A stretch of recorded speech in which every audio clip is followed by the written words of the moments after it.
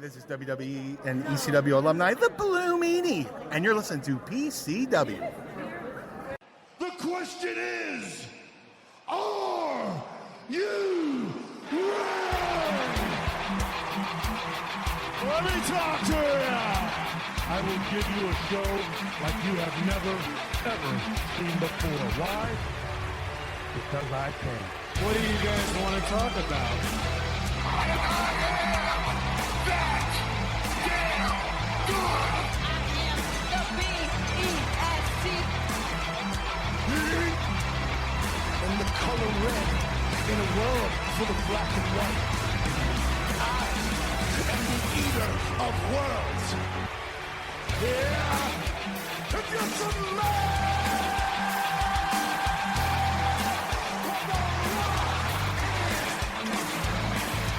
acknowledge me.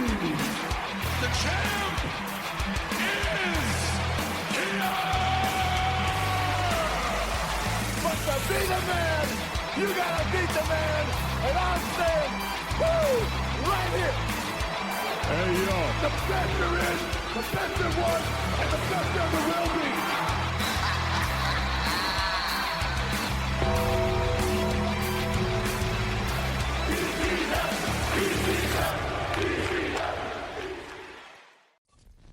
Ladies and gentlemen, boys and girls, children of all ages, welcome back to another episode of PCW Podcast Championship Wrestling. I am your host, Wayne, also known as Semi-Dry Chicken, and we have the band back together. We could have the band back together. We have the click, the reunion.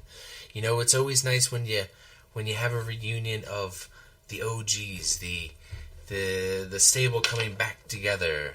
Oh, somebody coming back from an injury, somebody coming back from some travels, contract ending. It's just exciting.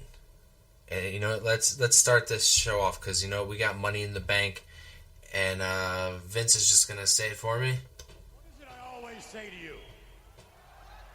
Always say, it's all about the money. Of course you would say that. All right.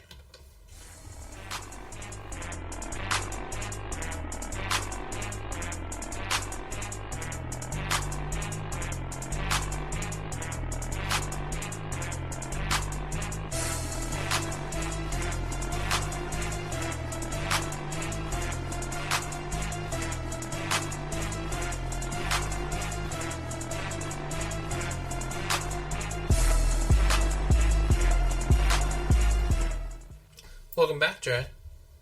Yo, what it do, PCW crew? Dude, it's Money in the Bank season. You excited? Curious, I'll say. Curious. Alright, I like that.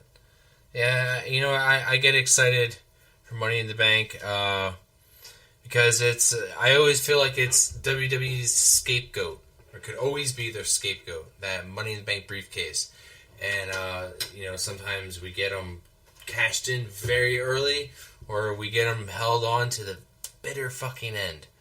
But this is one of those things that was put into pro wrestling. A great idea. I think I can't remember what year they started the Money in the Bank, but ever since, they've kept it. It's gone on to give us so many great champions.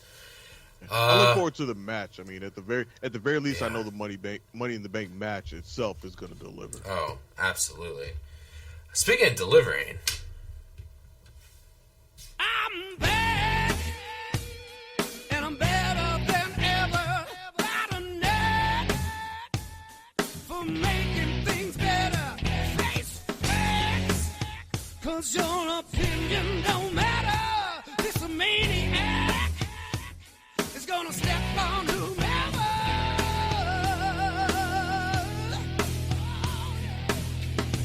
It's time getting live, 'cause I'm Doyle. Oh, it's me, it's the D-O-I-L-E, and I'm back. Boy, I'm just glad to fucking not be working, tell you the truth. Yeah. I did like fucking 50 shows in the last 55 days, maybe, or something like that. Jeez. But it's good to be back. It's good to be here. Oh, I feel like I'm forgetting something, though. Oh yeah, because the what else happened while I was gone? The Boston Celtics won the 18 time. Yes, I'm going to do this 18 times. 18 time, 18 time, 18 time, 18 time, 18 time, 18 time, 18 time, 18 time, 18 time, 18 time, 18 time, 18 time, NBA champions. Woo! And as the resident Laker fan on the show, I'm just gonna say, fuck Boston. Funny. Guys, Doyle, you've missed. I mean, last time we saw you was in France, Lyon, France, and then then we went to Saudi, and then we went to Clash of the Castle in Scotland. Dude, yeah, we were all over the place, you know, and then there was North American soil anyway, right? First Money in the Bank ever in Canada. Only the second ever not on North America, or ever not in the States, I guess, except for last year in jolly old London there. 15th Money in the Bank pay-per-view, 25th men's match, 7th women's match. Let's get it. Oh, dude, absolutely. Yeah, some of the greatest pay-per-views have, gone on in Canada. Also, like, hell, like, some of the greatest wrestlers, come out of Canada. Some.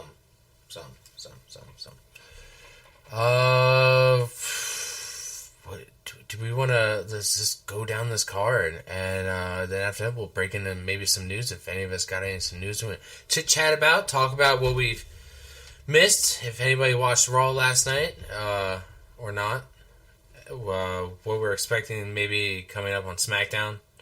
So we'll chit chat about all that afterwards. Let's start off with the first match they have here. They have listed the men's Money in the Bank ladder match. They have Jey Uso, Carmelo Hayes, Andrade, Chad Gable, LA Knight, and Drew McIntyre.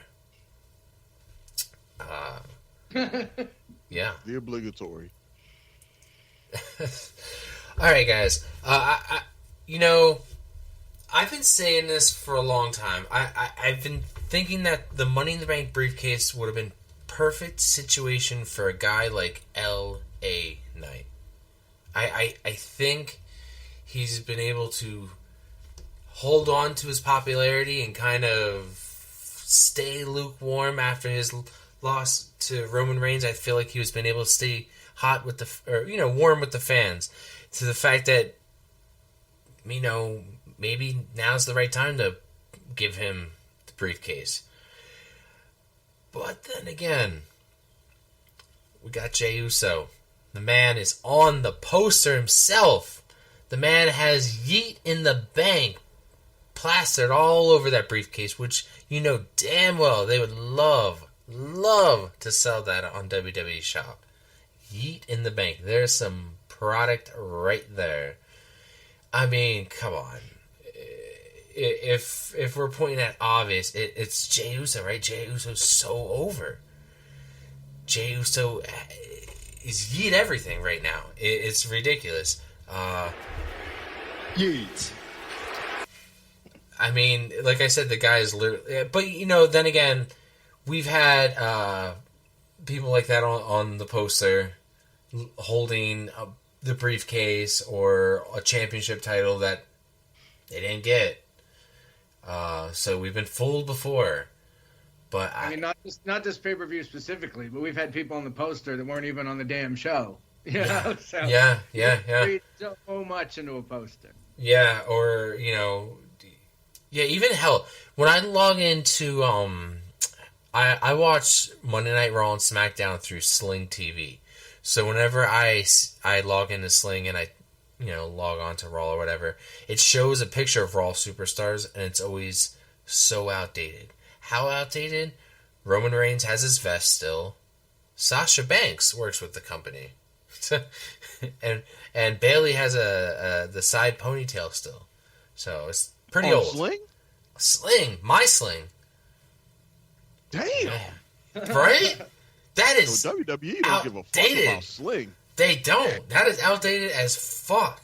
I mean, Next time YouTube TV was outdated for a little while, but they updated their shit. Like, we got Drew and The Miz and Jay, and they still got Becky Lynch up there. But damn, we ain't got side ponytail Bailey no more. Yeah, dude. As soon as I saw Sasha Banks, I was like, come on. This is old. See, Comcast, I got Seth, Punk, Priest, and Liv Morgan.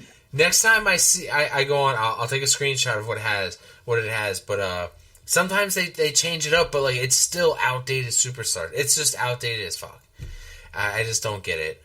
SmackDown has Bianca, Roman, Charlotte, and Bobby Lashley. What a weirdo. I think YouTube TV had that for a while. I think now it's like Roman, Bianca. I want to say LA Knight and maybe Logan Paul, but I'd have to look and see. Please, everybody, write into the show and tell us where you're from and Tell us what your local Write in. Hey, who's Please. on your Raw and SmackDown title card? Yeah, we would like to know. Please let us know how outdated they are, so we can hound them and harass them on here. Anyway, me breaking down of who in this match, what they got going for them. We covered LA Knight. I covered Jey Uso. New guy on the roster that I don't know too much about. Carmelo Hayes. I don't know too much about Carmelo Hayes. My eyes haven't been on this guy too much. But since he's been on the roster, I've been starting to pay attention. This guy, I feel like he's going to do something that we're going to see in maybe next year's clip of, highlight reel. I feel like he's going to make something that's going to be in the highlight reel of some kind for the next ongoing years. I feel like he's going to have a high spot moment. I don't see him getting the briefcase. I feel like this man has just been called up to the roster, and I know some people can be called up and be pushed to the top right away, and maybe it's just because I'm blind by not knowing too much about Carmelo Hayes, but at this point in time, I just don't see him briefcase guy, Returning Andrade? That's a dark horse win right there.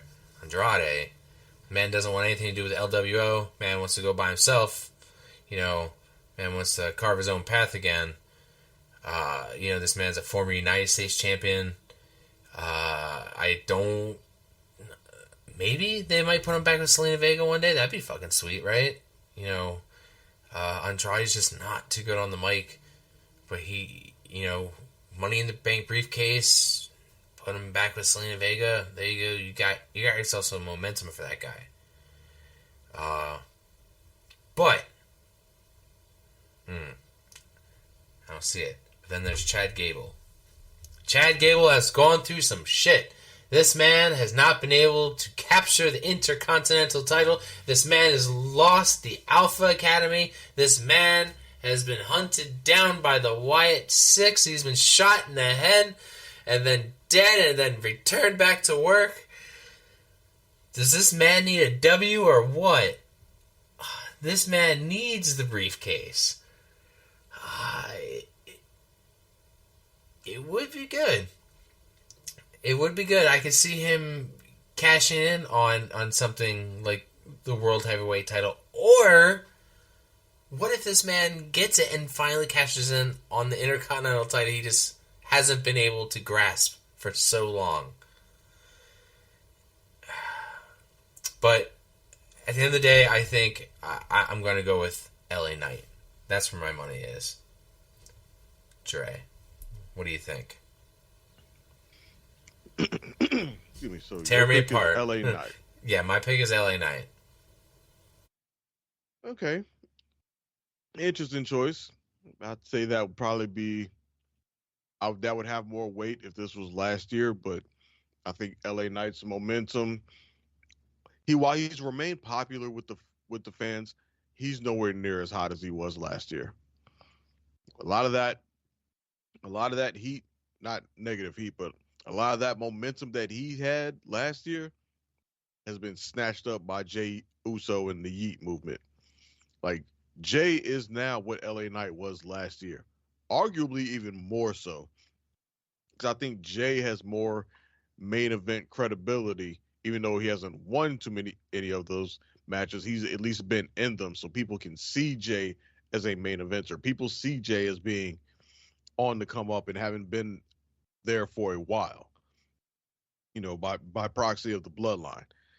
LA Knight, on the other hand, he's hot. He was hot last year. He was white hot last year. But since then, he's kind of cooled off. And it seems more than likely that he's slated for a program with Logan Paul moving forward. So I don't see where the Money in the Bank briefcase would factor into that. And I don't think they would do some sort of scenario where briefcase versus title or anything like that for SummerSlam with them. So I don't see LA Knight having it. Andrade, he's there for moves. Carmelo Hayes, he's there for moves. He's to be the rookie guy to show out, which I have seen some of his stuff in NXT, and he can go. He's not like a Ricochet type of high flyer that's going to pull off crazy over the top stuff, but he's a good solid worker that can pull off some good work in the ring, especially working with a ladder. I think he's in there for the moves, for the high flying stuff, just like I believe Andrade is also to an extent. Chad Gable, again, he's more than likely obviously going to be preoccupied with the Wyatt Six, probably as their first target moving forward. So I don't think that leaves much space for him to have the Money in the Bank briefcase. So that really leaves just the two people who are the closest to being in a title picture without actually being in it right now. Well, one who actually is in it, and that's Drew McIntyre and Jey Uso. Oh yeah, I totally forgot Drew. Obvious choices. Yeah. Obviously, Drew seems poised. He's like right there on the cusp. Obviously, he just had a world title match at Clash at the Castle, where he got screwed over by Doyle's favorite wrestler. So he's still adjacent to the title picture. Dorchester? So what? I said, you mean Pete Doherty, the Duke of Dorchester? I didn't know he was still active. Mm-hmm.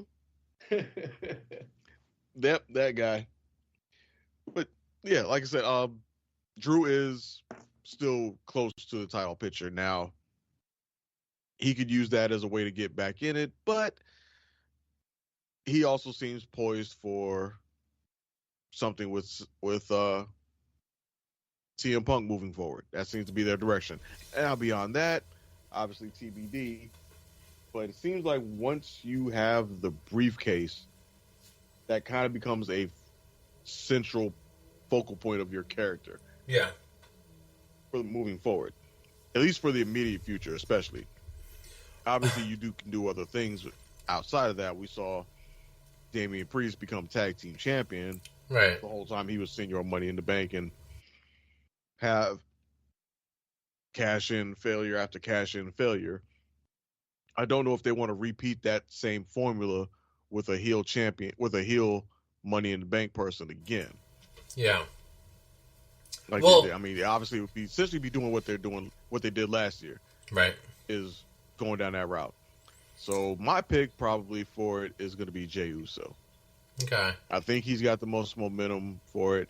I think. Now, granted, my only hesitation is seeing him come out with that briefcase every single week could get very tiresome. Mm-hmm. At least with Damian Priest, when he had it, it was part of a group, so it kind of. He had it, he held it up. It wasn't as prominently featured, given that he was in a group, he was a faction. Yeah, so it was him and Rhea and Finn and Dom, and the briefcase was just also there. Then they had title belts, obviously, whereas Jay is pretty much standing on his own right now. So if he's gonna have that briefcase, then is he going to have it for a long time, or is he going to be the person who is a quick cash-in? Mm-hmm. Yeah. I think we could go that route. So That's what I think. My pick is Jay wins the money up.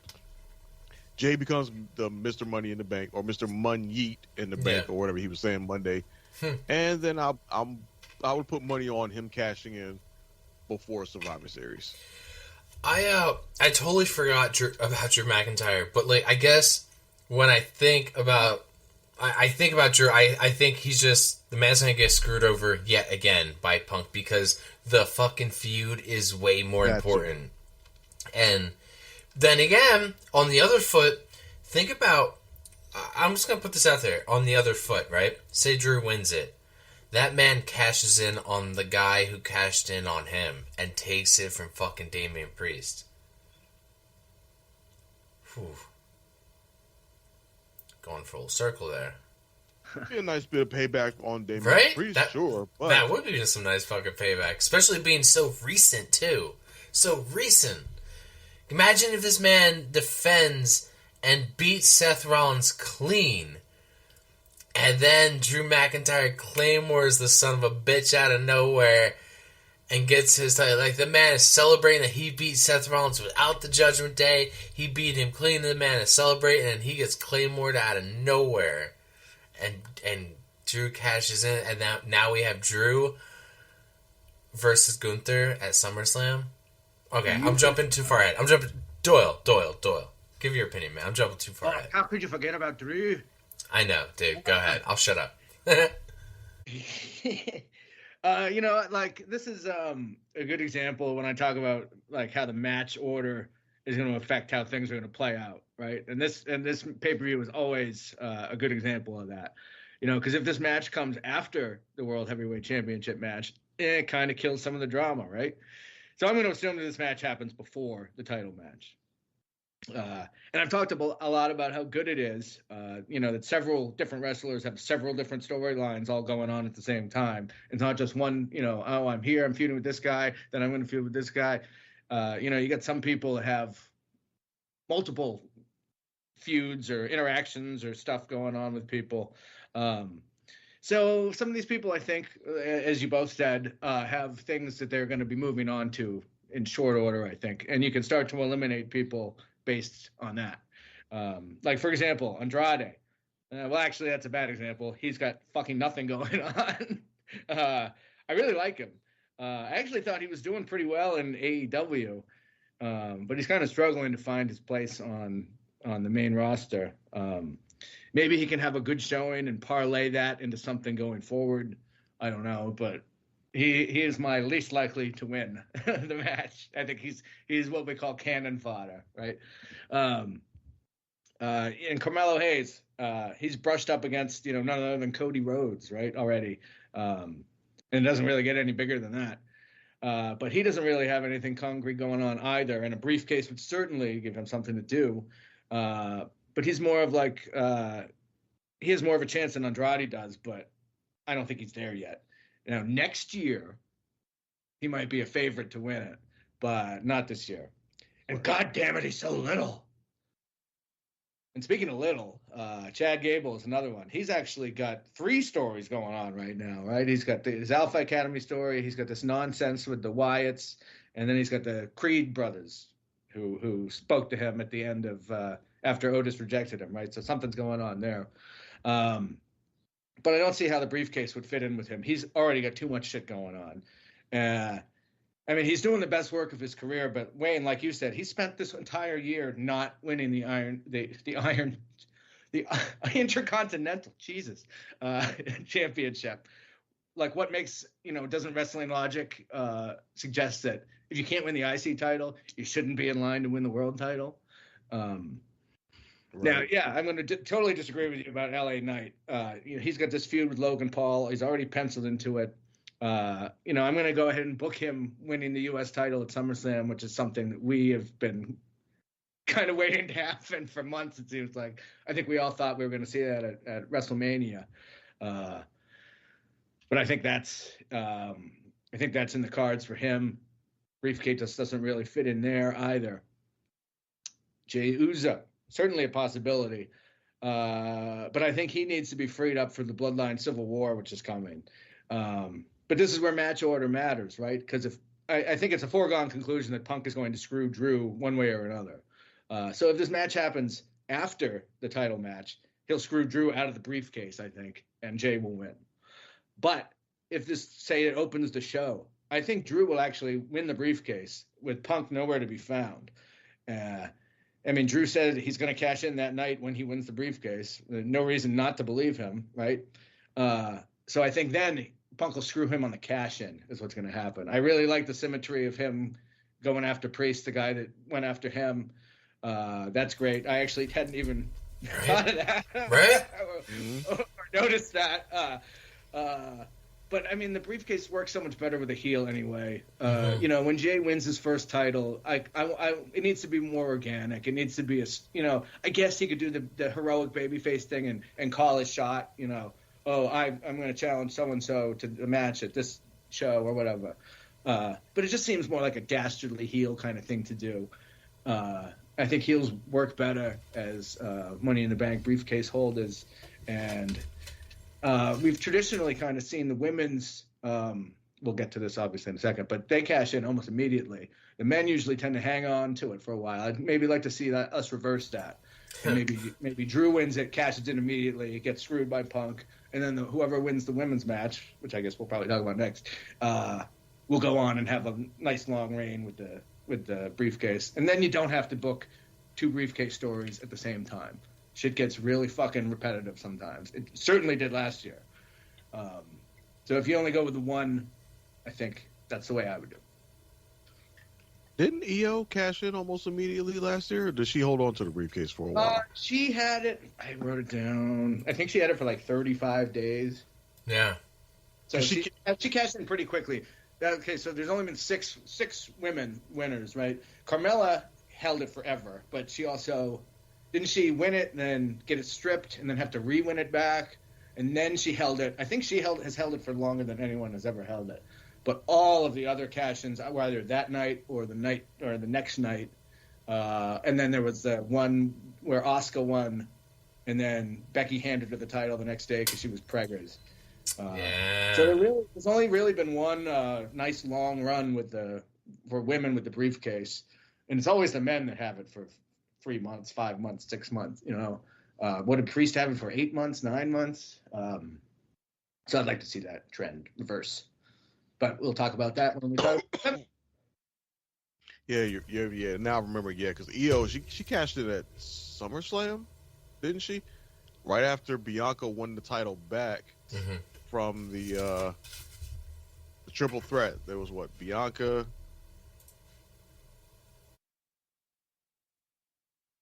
Damn, who was it? Was it Bianca, Charlotte, and Asuka? Right? That could be right. I thought they were in a triple threat, and Bianca won the title back. She was a 2-time champion, and then Io immediately cashed in on her. I remember Bianca. Yeah, Bianca beat Asuka, who was the champion, and Charlotte, and then cashed in. And Io immediately cashed in right after, because Asuka wasn't in Damage Control yet. She was just on her own. Io cashed in because Bianca was still nursing that knee injury from that gnarly sounding fall. Yep, that's all coming back. Cool. All right, let's move on. Odd little so we all got a different winner. That's pretty I was just about to bring that up. That speaks to how well booked this match is, because this is probably one of the few matches where I think ever where we've all chosen somebody different. Oh, yeah, I mean, I could make a solid case for just about everybody but Andrade. Yeah. He's got no chance. But nope. I think I could make a solid case for any of the other 5. Yeah. But I think I agree with you that, or I like the point that you bring it up of switching it up and having a woman hold on to the briefcase for an extended period of time and having the guy be the quick cash in. Yeah. And Punk screwing Drew out of the cash in actually could make a whole lot of sense. Even though some people would probably complain about, they just wasted the money in the Bank briefcase. They just threw it away. Yeah, they did. Oh well. Did. Like I said, it's so hard to book two of them I think, ra- at the same time. I'd rather have him like screwed over though, trying to get the briefcase, and he almost gets it, and you know, Punk pushes him off the ladder or some shit, and somebody else grabs it. It's a screw over if he Yeah. actually wins the briefcase, and then he gets screwed on the cash in. That just turns it up even that much more. I think. Yeah, let him It get does. closer. My only thing is just I wonder how much more momentum, how much more heat can they add to this match? Because I mean, what fucking Drew did to Punk on SmackDown last week, that's about as tough as it gets. Yeah. As far as momentum, like, we already know they hate each other's guts. We already know they screwed each other over. And we saw Drew get his lick back and just decimate freaking Punk. I mean, that moment we heard that banging against that garage door, and then it rose up, and you just see Punk laid out, bleeding. Drew standing over him. That was a great shot. That was a phenomenal shot. To me, I mean, that's it. That's all you need. All we need from here is just an injured Punk coming back saying, "Bring your ass to SummerSlam. Let's go." But yeah, they obviously can't just be that, and then we just, all right, match is happening. Now we wait for it. So The doctor said I should be ready by SummerSlam. All right, let's move into the women's, since we were talking about Io Sky. Since Io Sky is in this match, she's also going to be versing Chelsea Green, Lyra Valkyrie, Tiffany Stratton, Naomi, and Zoe Stark. Well, you know, now that I think about it, we're definitely not going to get a women's cash in immediately because there is no women's title match. Clever. at all. Right? Clever. Like, what the fuck? We got 4 world titles. We're only defending one of them on a big 5, if you will, pay-per-view. There's only one women's match period so far, and it's that Money in the Bank ladder match. Damn. That's true. They had more women matches in Saudi. That means they're probably going to shoehorn some shit We're in gonna this get a Friday. match or something somehow. Yeah, that's true. They might shoehorn some shit in this Friday. They're going to agree. shoehorn some shit in at the last minute, probably. Or these are going to be some really long ladder matches. All right. I got it down to 2 people, right? I think I called this last, it was like last year, like who I thought, I think it's like roughly WrestleMania, who I believe I thought should go to the Money in the Bank. Tiffany Stratton, Chelsea Green. And I feel like those 2 women could hold on to that briefcase for quite some time. Now, what makes Chelsea Green more the favor for me over Tiffany Stratton is Chelsea could make it interesting. Here's how. Doyle, do you remember a title that was established in the women's division from 2008 to 2016? The Divas The title? Was you referring- Divas Championship. Now, Chelsea Green has been talking about it, tweeting about it, putting stuff up that she's going to bring back the Divas Championship. Right? Now, I'm not saying that we should replace the Divas title with the Women's World title or the Women's WWE title. No way, no how.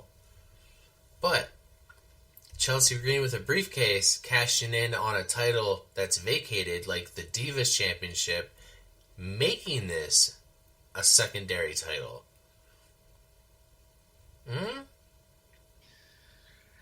It would be silly. It would be a waste of a cash-in, but it would be a way to introduce a secondary women's title. I appreciate the creativity in your thoughts. I'm trying to get somewhere with it. Go I ahead. must Go ahead. It's a stretch, right? It's a stretch. I know. Cashing in on, for one, the secondary title being the Divas title. Is a bad idea. That's why it's secondary. Yeah, I don't think anybody's clamoring to see that belt come back. Then the fact that she would be cashing in on essentially a vacated title, a non-existent title anymore. I don't even know if that makes any type of logical sense. We had a pregnant woman hold the 24/7 title once. Right, but that's a There's 24/7 title. That There's was a lot comedy of titles that don't make sense. Go Yeah, on. that was a comedy belt, though. You're talking Yeah, about I mean, a secondary Divas- title that's Divas- supposed to have some legitimacy to it. I Yeah, I guess. mean the Divas Championship was effectively the women's championship for however many years. Yeah, it was effectively the women's championship. That is absolutely correct. But they seem to be in the phase where they want to give things some legitimacy now, and I don't know that they look at the Divas title as being quote unquote legitimate or credible in today's WWE. Right. It's kind of the reason why they got rid of it and went with world title and WWE Women's Championship. And if you've seen what they've done on NXT when they made it mid-card title for the women, it's the women's North American title. So it was standing to reason that if they're going to carry that over to the main roster, we're going to get a women's Intercontinental Champion and a women's United States Champion. Yeah, absolutely. It makes more Much rather sense. see that than the Divas title come back. It makes more sense. I know. One that floats. I'd rather one that floats. I don't know if two secondary titles are warranted, but I could see one that floats between the brands. Sure, I could see them doing that as, Yeah. initially. If that's smashing I could see success, sure. If that's going gangbusters, sure. Give us a U.S. title also, but I I still can see obviously right now the North American title is kind of their test balloon, and I can Right. see them doing a women's Intercontinental title that could float between the brands for the time being. yeah, the way the women's tag team titles do. yeah. Those. But I still, regardless though, I still got my money on Chelsea. I just think that she's just the right character for it. If company wise, I feel like the right company move would be to put it on Naomi. That would be the right move. Since you put it on Io Sky last year, can't do it. You shouldn't do it again. Zoe Stark is stuck in the tag team division. After, I think also after Jade and Bianca kind of not separated, but just stopped doing 3-person tag matches. Oh, there's a car going past my house. Yeah, that's cool, dude. Just downshift by my house. Anyway, I just think Naomi was kind of just stuck, not really doing much. I mean, I think, it'd be the right move. I mean, I wouldn't be mad at it. Right? But exactly. I don't That's think how I so. kind of feel about it. Like, at the end of the night, if she got it, I'd be like, oh, that's a safe move. That's a safe move, like Naomi. For sure. So, but yeah, Dre, what do you think? What do you got? Yeah, like I said, I wouldn't be mad at it if it was Naomi, but she's not my pick, not who I would think it would be. I'm in agreement with you that the two most likely outcomes are either Chelsea Green or Tiffany Stratton. I personally would rather see Chelsea Green become the Miss Money in the Bank for all the reasons that you just said. Her character work right now is arguably the best in the entire women's division right now. Now, granted, Liv is giving her a run for her money right about now with her revenge tour. And I think Liv is, at least for the moment, finally really found her groove as a character. Now, how long she can sustain it past this current storyline, TBD. But Chelsea Green has been putting in that character work for a minute. This character, she's fine-tuned it, she's polished it. This being a Karen type character, but is also super supportive of her bestie, but can also turn on the comedy and be hilarious when she needs to be. She's found her groove, and she's doing, like I said, the best character work probably in the entire women's division.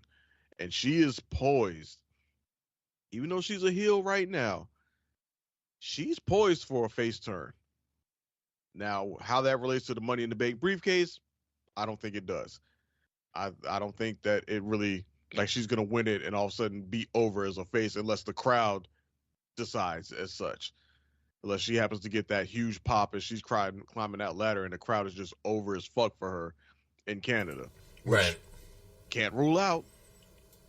She could go into this match being the crowd favorite, even more so than Tiffany Stratton, Right. who I think is the other most likely option. Tiffany, I think, could work for it from a storyline standpoint more so than character. Obviously, she could be totally annoying and insufferable as the Money in the Bank winner. She already has that part going for her with Tiffany time in the center of the universe and all this, that, and the third. And being the Miss Money in the Bank would only just fuel that even more.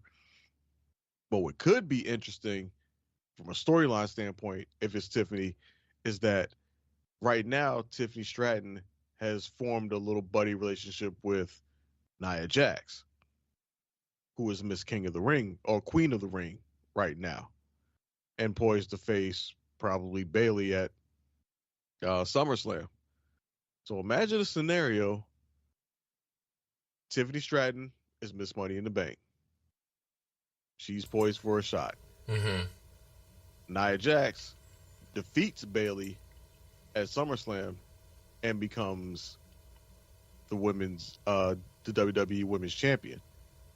Now you got the Women's Champion and Miss Money in the Bank as buddies. And not saying that Tiffany would immediately cash in on her and turn on her, no. But there would always be that budding tension as those two kind of stand more or less on top of the women's division, as you could call that 1 and 2, more or less. You're right, though. With The that, champion and the perpetual number one contender who could cash in at any time she wants. So Nia Jax now has to sit there and be best friends with this person who could potentially stab her in the back at any given moment. Mm-hmm. Oh, they would play with that forever. And then ultimately it probably would happen. And that's how Tiffany Stratton would probably become a champion at some point when they decide to pull the trigger. Like Nia Jax would defend it in a match. Tiffany Stratton would have her back, help her win. But Nia Jax is so worn out, and then Tiffany goes, looking kind of weak and worn out right there. If we go take this briefcase right quick. And then she turns on her. So the storyline is with Tiffany Stratton, the way I see it. But my sentimental pick is Chelsea Green. If I had to put money on it, though, I'm going to put money on Tiffany Stratton. hey, there's a good odds, though. But I'll be rooting for Chelsea Green, personally. Yeah. Doel, what are you going with, the safe bet? You going with the obvious bet? You going with the wild card bet? What do you got? Tell me why you think Zoe Stark is going to win this. Yeah, I mean, I think that there's really only two possibilities here. Sorry, Naomi, you're the Andrade of this match. I hate to say it. Like I said, Andrade might have been better off staying in AEW. She might have been better off staying at TNA or whatever the fuck it's called now. She's kind of just been reduced to Bayley's friend who can lose. Maybe there's a story there with her, the buddy story where the champion is friends with the briefcase winner and there's tension there. But I don't think they're going to tell that story. I love Io too, but I just don't think she's going to win back to back. So for no other reason, I think she's out of contention. Same with Zoe Stark. I really like her, but she's not anywhere near being able to carry a briefcase run on her own, I don't think. Lyra Valkyria, we haven't talked about at all. But I think she's just too new. I think she's great. I think her and Tiffany Stratton might be like the next, feud that sees like 3 WrestleMania matches. You know what I mean? Mm-hmm. Like the next big, maybe not next year even, but 3, 4, 5, 6, 7 years down the road. You know what I mean? I think these two are going to be up each other's ass, so to speak, for a long time to come. And I think they're both terrific. But yeah, she's kind of like the Carmelo of this match. You know, she's just too new. And I would see her maybe as a contender to win it next year. Which brings us to Chelsea. And she would be a great choice. It'd be so much fun with her, the briefcase, her needing to win, to cash in, to win it, just to, even get a title shot would be fitting with her character. She can't really do it on her own merits. But here's the thing about her winning the briefcase is that, and I love this Karen character she has here, but like, what do Karens feed off of? Grievance. And if she wins the briefcase, she has no grievance anymore. And I think it kind of takes away the fuel to the Karen fire that's burning within her, right? So that's why I think it's going to be Tiffy time. I think she's just a better wrestler. I think she's more championship ready. Chelsea's a chicken shit heel, and I'm not sure that works great with the briefcase. Then look no further than Austin Theory. What a just garbage chicken shit heel run he had with the briefcase. And, like somebody said about Jim, Jesus fucking Christ, Jey Uso and the Yeet in the Bank or whatever. Think about how many pink briefcases they would sell for Tiffany Stratton. I think those marketing possibilities are off the chain. And I hadn't thought about her being buddy with Nia Jax. This show seems like it's a lot to set up SummerSlam, right? And looking ahead a little bit, I expect Nia Jax to beat Bayley, and that would be a cool little dynamic between the two of them. I think it's going to be Chelsea or Tiffany, but I think I would go with Tiffany if I had the pencil, which I do not. Dude, these aren't bad picks at all. It's better than us being like, oh damn, like they had terrible picks this year. Like, I feel like sometimes these matches are super easy to predict, right?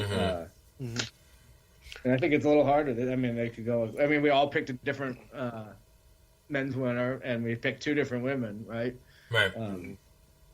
You know what I just thought about from a marketing standpoint, since you brought up the pink briefcase with Tiffany Stratton? What's that?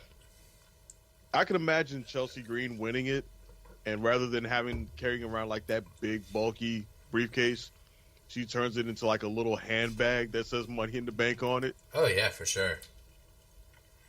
Oh, merchandise. I think there's possibilities with both of them. I think they would both be super annoying, and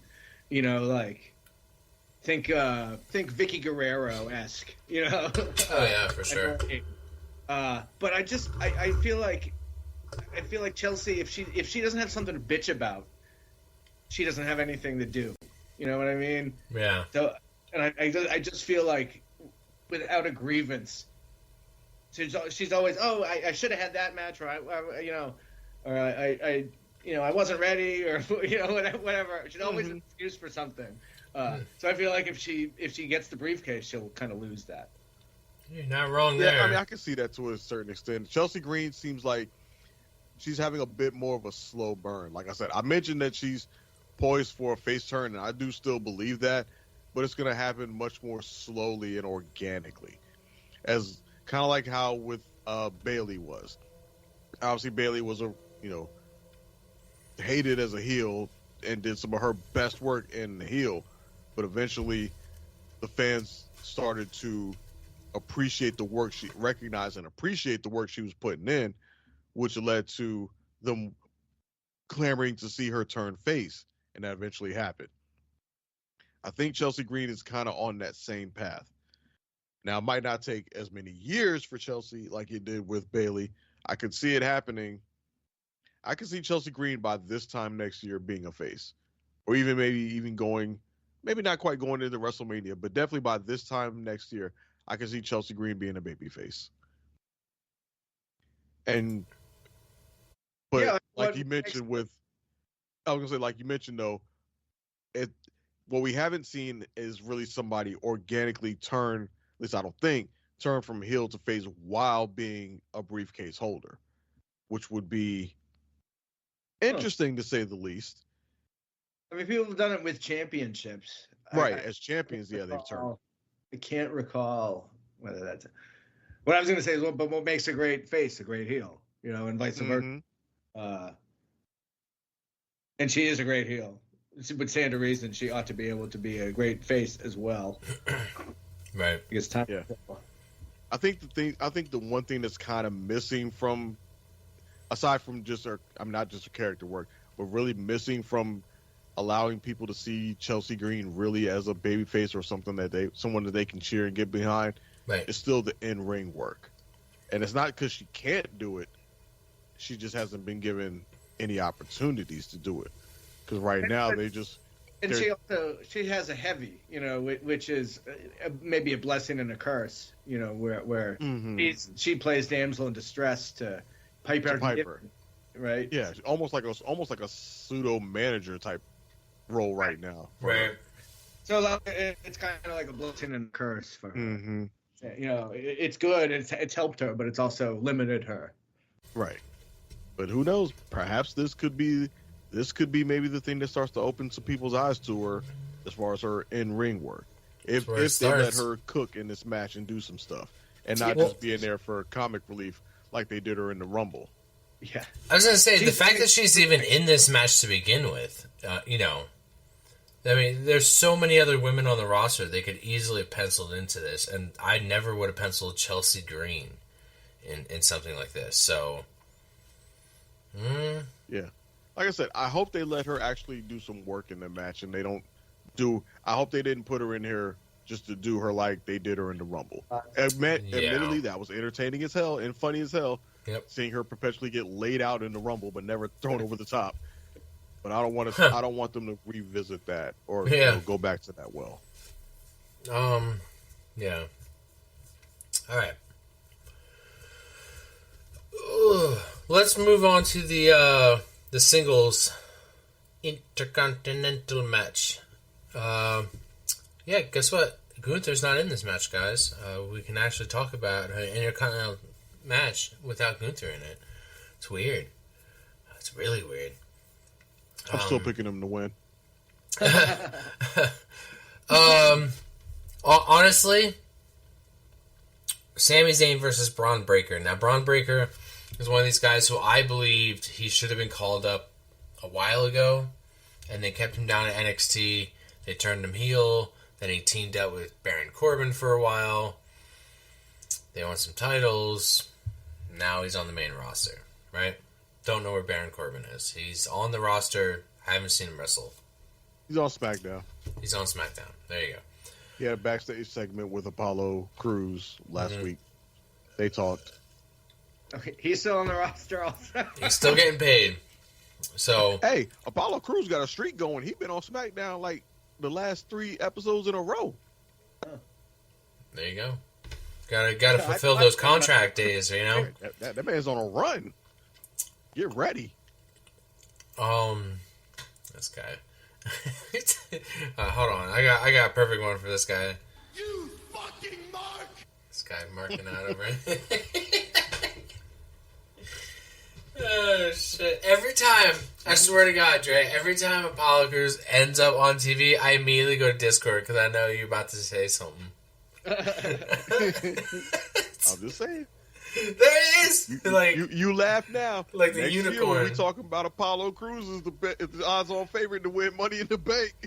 Yeah, that's true. In 1 year's time, you never fucking know, dude. 1 year, this guy could have a Nigerian accent. The next year, he doesn't. Who knows?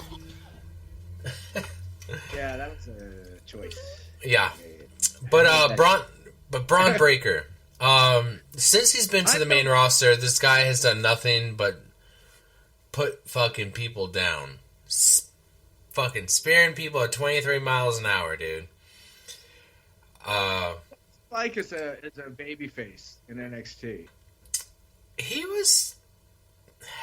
I think I prefer him as a heel. I didn't really see any of these. Yeah, I don't. But I do not understand the appeal of Braun Breaker at all. I mean, maybe I'm not. Maybe I cannot stand him, and maybe it's because he's a heel and I'm supposed to hate him or whatever. But like, he reminds me of every fucking jock I had to get in a fight with because they were picking on the D&D kids and they couldn't stand up for themselves.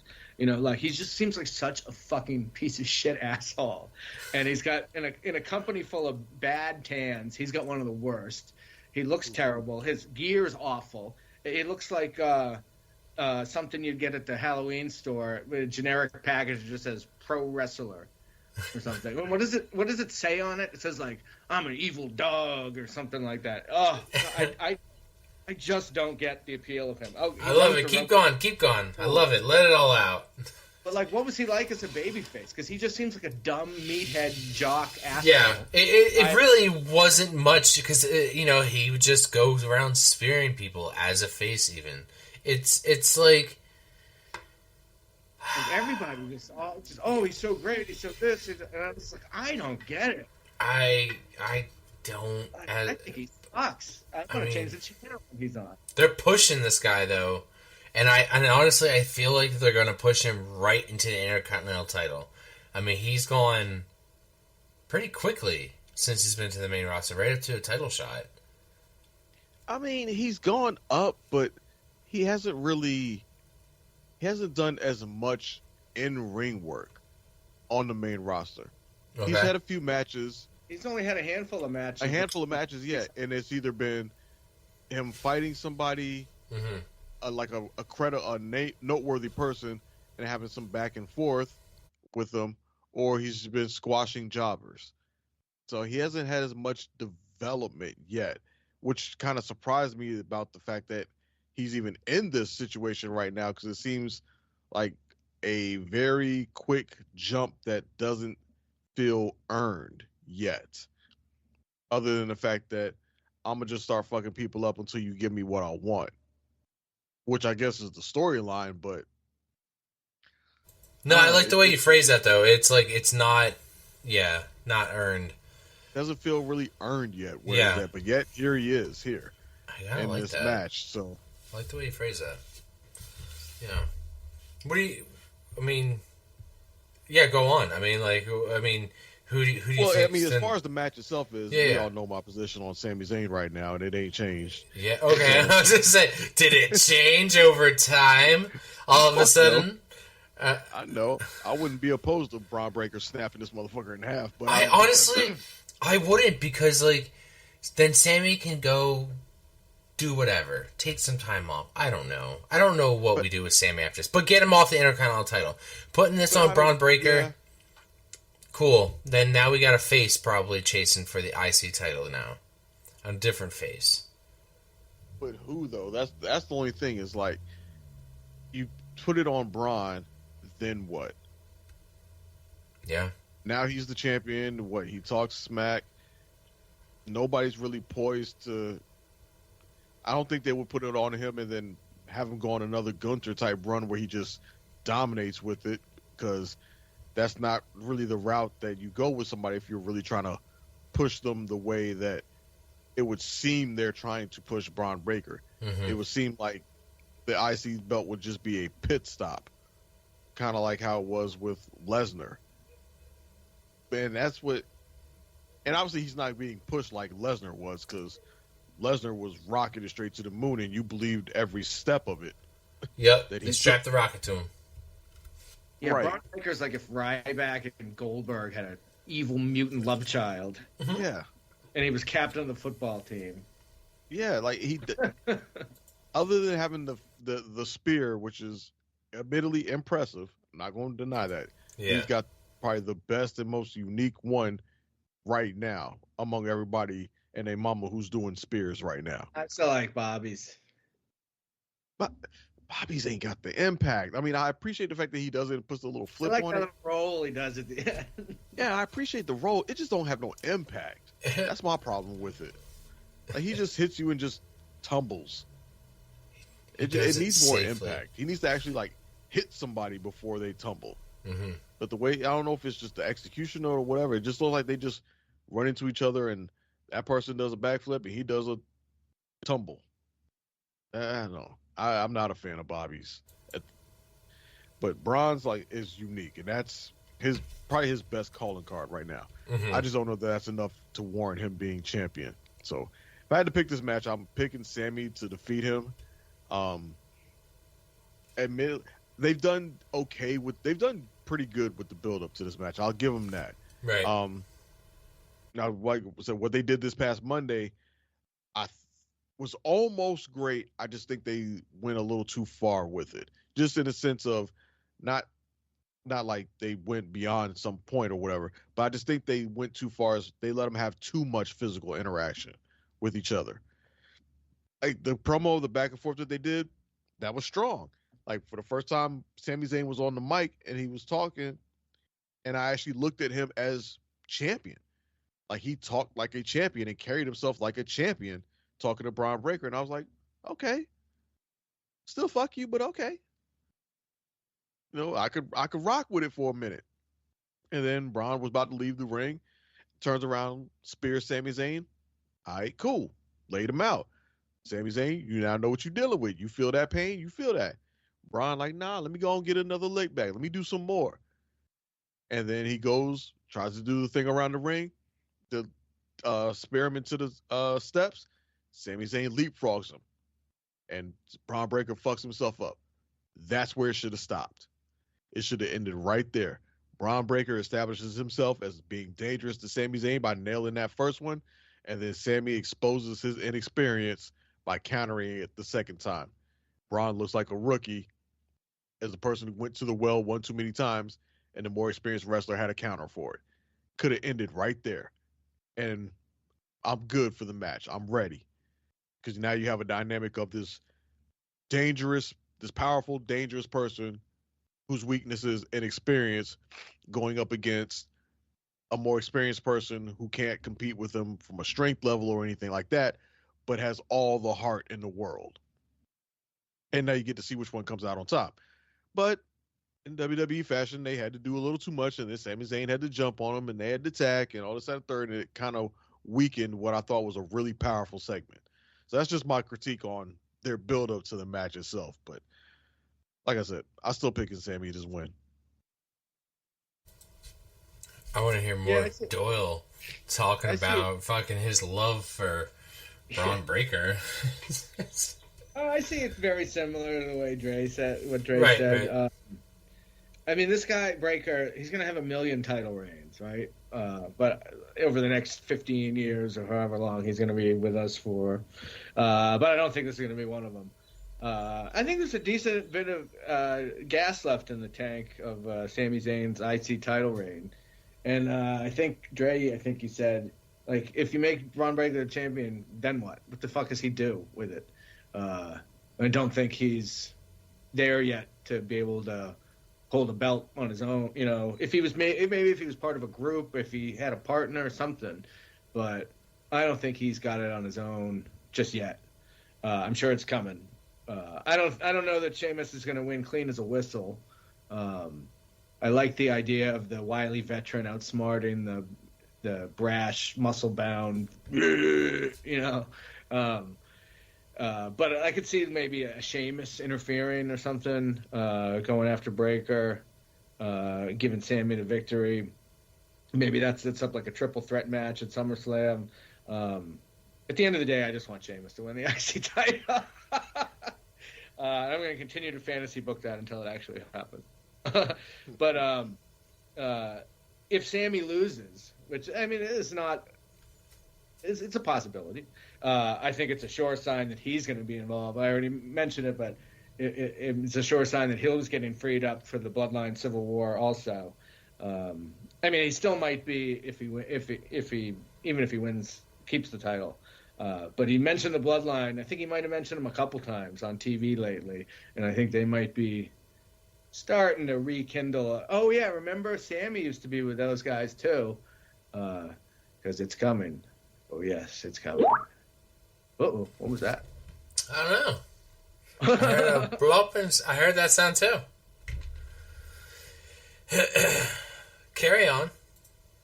Oh, I think that's about it. I think I think if Sammy loses, it means he's going to be part of the Bloodline Civil War, which he I- may be anyway. Yeah, that's what, you know what, that's not a bad idea of where he goes next, because that's what I was thinking, is like, where the hell does Sammy go after this? And that's a great direction. Get the IC title off him. He doesn't need it to head in that direction anyway.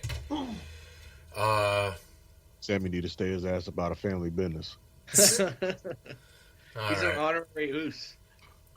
Now, I guess I want to place this one match before the other, because I guess we could talk about still Money in the Bank cash-ins. But this one we'll talk about. This one's the Cody Rhodes, Randy Orton, Kevin Owens versus the Bloodline. Any three of Solo Sikoa, Tama Tonga, Tonga Loa, and Jacob Fatu. There's every episode we're going to do, there's going to be a new Bloodline member. Every episode. You know, I think the Bloodline needs another W. I think the Bloodline needs a W. I mean, they're clearly outnumbered, regardless. It doesn't matter who you have, you're still going to have an extra person, fucking around on the side. I don't think they're going to leave one of them behind. I don't think they're going to tell, whether it's Jacob or Solo, just stand out back, don't do anything. I'm pretty sure Cody, though, I feel like would get somebody else, a fourth person, to be in their corner. I don't know. Yeah, I could see that being Sammy somehow. Could be. Do you guys Could have a fourth. know of any wrestler who's possibly a free agent who is best friends with Cody Rhodes? And his name is John Cena. I was actually thinking of Zack Ryder. Whoa. I don't know. It's crazy. It's crazy to think that, but I You're think going to book Chelsea Green to win the women's Money in the Bank and Zack Ryder to return on the same show. It's I a know. big night for the Ryder Green family. Dude, I know, I'm booking the impossible. But if I was right, we got a fourth man. Woo, woo, woo. I'm sure he wouldn't have that music. I'm sure he I'm about would. to say, realistically, who would get the bigger pop, Zack Ryder or Matt Cardona? Matt Cardona, yeah, for sure. Exactly. I have my own, best friends. It wouldn't make sense at all due to the fact that he has no beef with any of the Bloodline. But the fact is he's best friends with Cody Rhodes, and he's a free agent who's been trying so desperately to get back into WWE. This man, I've been watching him fucking tweet every week about wanting to come back. This guy's always dropping hints. But, I mean, maybe your wife finally got you that job you needed. I'm trying to see if he posted anything, like, recently. No, he talks about when he was released. He said 4 years ago, he was, nothing I can see interesting. Huh. Anyway, I'm not gonna go through his fucking Twitter account here and look for clues and hints about fucking Zack Ryder returning. But yeah, Bloodline's gonna go over unless Cody Rhodes gets a fourth man. If they get a fourth man, I believe then the faces are gonna go over. I mean, this is just going to drag out, I feel like, all the way till Survivor Series. Survivor Series, yeah. I mean, maybe. Well, here's the thing, Dre. Is it the beef with Cody Rhodes, Orton, and KO with the Bloodline? When are we going to stop the beef with those guys and focus more on the Bloodline Civil War?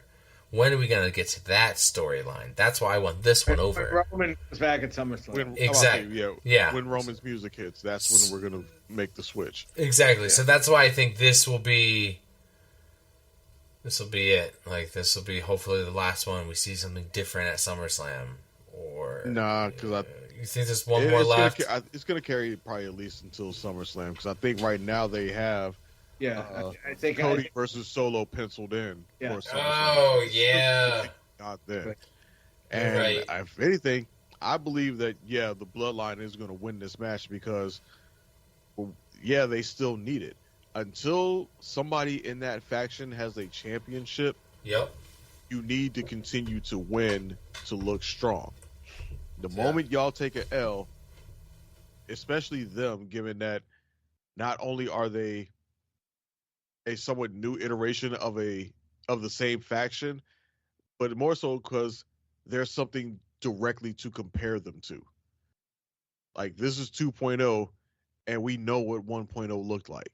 It was Roman Reigns, the longest reigning champion in over 30 years. It was the Usos as champions, tag team champions, SmackDown and Raw, dominant. Y'all just 4 motherfuckers beating people up. So unless y'all gonna continue beating people up, that's the only way y'all can have and continue to maintain any type of credibility or look like any kind of threat. The second somebody beats y'all, now y'all off brand. Y'all ain't bloodline like that no more. Y'all just, again, faux island motherfuckers beating people up. So they have to continue to win, at least for now, until they can either get some gold around them or until the storyline can pivot into Bloodline versus Bloodline in the internal Civil War thing. So yeah, they're absolutely. Plus, if they lose this match, then what cause does Solo have to make the challenge for Cody at SummerSlam if that's what's going to happen? He has no ground to stand on. So, yeah, I think they're going to win, and I think Solo's going to pin Cody to win. I think so too. That's a good one. Make him look strong going in SummerSlam. Exactly. That gives him all he needs to challenge Cody at SummerSlam. Hell yeah. Doyle, what are you thinking, man? Oh yeah, I think exactly what Dre just said. I think Solo pins Cody, and it sets up their match at SummerSlam. Hell, I wouldn't put it past Solo to win that. We'll get to that, I guess, in a couple weeks. I think that's where we get Roman return, and then it's Bloodline versus Bloodline, or that's the beginning of Bloodline versus Bloodline. At any rate, I think it might be a like when Punk came back at Survivor Series. I think the show's over, and then all of a sudden Roman's music hits. He comes out, and that's the end. I don't know. We'll see. I think the more interesting question surrounding this match is, do we get a new Wise Man? And if so, who is it? Man. I know it's been teased online, or people are. I'll probably say who you're thinking. No, let's hear it. I want to hear. Let's discuss this real quick as a side piece. I made a list of 5 possibilities. I guess you could throw a 6th possibility being. Jesus, I want to hear it. Yeah, haven't even thought. Go for it, man. First 3 are kind of variations on the same theme. We could see Rikishi. Yes. He's certainly the biggest name of the possibilities that I'm going to present to you. He's Solo's father, but he's also Jay and Jimmy's father. And presumably they're going to be side of the Bloodline story. So maybe that doesn't work. I don't know. Also, I'm not sure if Rikishi's going to... Are we going to boo Rikishi? I don't know.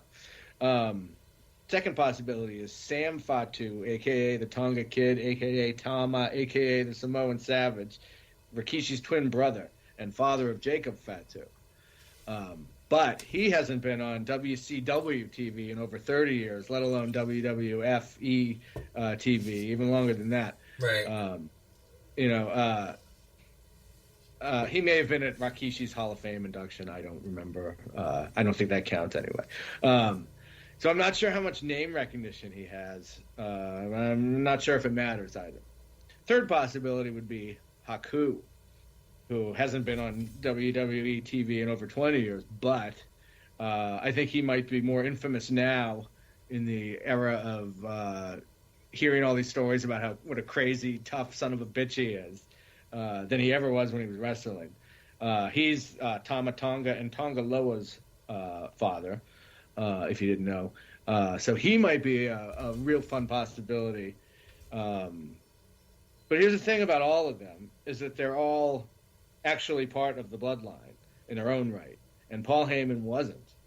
Right? You want to put it in pop culture terms, like Wise Man is like a consigliere, and film's most famous consigliere is Tom Hagen from The Godfather, who Michael, Sonny, and Fredo considered a brother, but he wasn't actually a blood relation. Right. So maybe we're going to go, and this is probably who Dre was thinking about. Number 4 on the list, I think, is Armando Estrada, Yes! who was Umanga's manager. Armando. Estrada! He'd be great. I'm sure he's available. But I guess the other possibility is that Solo says, I don't need a wise man because I already know everything or whatever. That might fit with his character too. Dude, At any rate, I think like that's that. the most interesting thing about this match, because I think it's more or less a foregone conclusion that Solo's going to pin Cody. Yeah, the whole wise man discussion, that is very much interesting if Solo decides to have his own. And among those, Armando Estrada is. I mean, presumably they would have to go toe to toe with Paul Heyman in some form or fashion. Right. And I That's don't the know thing. if any of them are even on the same continent as Paul. I mean, but Paul Heyman's one of the greatest Right. of all time. But I don't know if any of them would be in the Hall of Very Good. You know, at least in terms of on the microphone. Exactly. That's the problem with all of them. Like, Haku was never known as a talker. Rikishi wasn't even really known as a talker. No. And neither, Tonga Kid, who obviously ain't a kid no more, I'm not aware of his mic skills, but I would imagine he wasn't really known as much of a talker either. So Armando seems like, if they were going one, he would seem like the most likely and the best choice. Plus, he does have that loose connection through Umaga. Exactly. We say, he knows I've how to been handle these Samoans. Exactly. Like, I've been here before. I've been here before. I've done this. I've talked to, y'all. I have a connection. I'm already that, friend of the family already.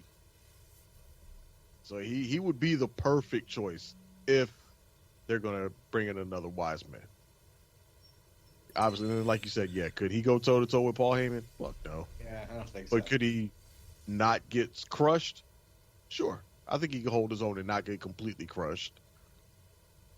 Yeah, I mean, I honestly don't really. I mean, obviously he did all the talking because Umanga just kind of grunted. But I don't recall like that amazing Armando Estrada promo to set up X, Y, or Z. Yeah, you know what's funny is he only managed Umanga for 1 year. But yeah, that's it. But that year How long was a was he hell of a around? year. I guess it probably wasn't that long. He was an OVW from 2004 to 2006, and then he managed Umaga from 2006 to 2007. Then he was in ECW. But how long was Umaga even around for, though? How long was he Umaga for? Do you have that at your fingertips? I'm sorry. No, I mean, like, to be honest, when he was with Umaga, I guess Umaga kind of had him for only a year. Then he kind of went solo. He was undefeated that whole year. That's right. Umaga was undefeated that whole year. Yeah. He was he had a feud with Cena, right? Yeah, he had a feud with Umaga? everybody. Yeah. Oh Okay, yeah, yeah, he was- if you didn't get crushed in the first 30 seconds, you had a feud. Yeah. Umaga essentially had 2 runs with WWE. Obviously, the first run was 0103 as part of 3 Minute Warning. Yes. I mean, he was Jamal, and then obviously his Umaga run was 2006 to 2009. Yes. Who else was 3 Minute Warning? Was that Rosie? Rosie Yeah. and Jamal. Rosie Yeah. and Jamal. Remember he became that superhero with the hurricane? Shit. Yeah. Superhero And in he's training. Roman's brother.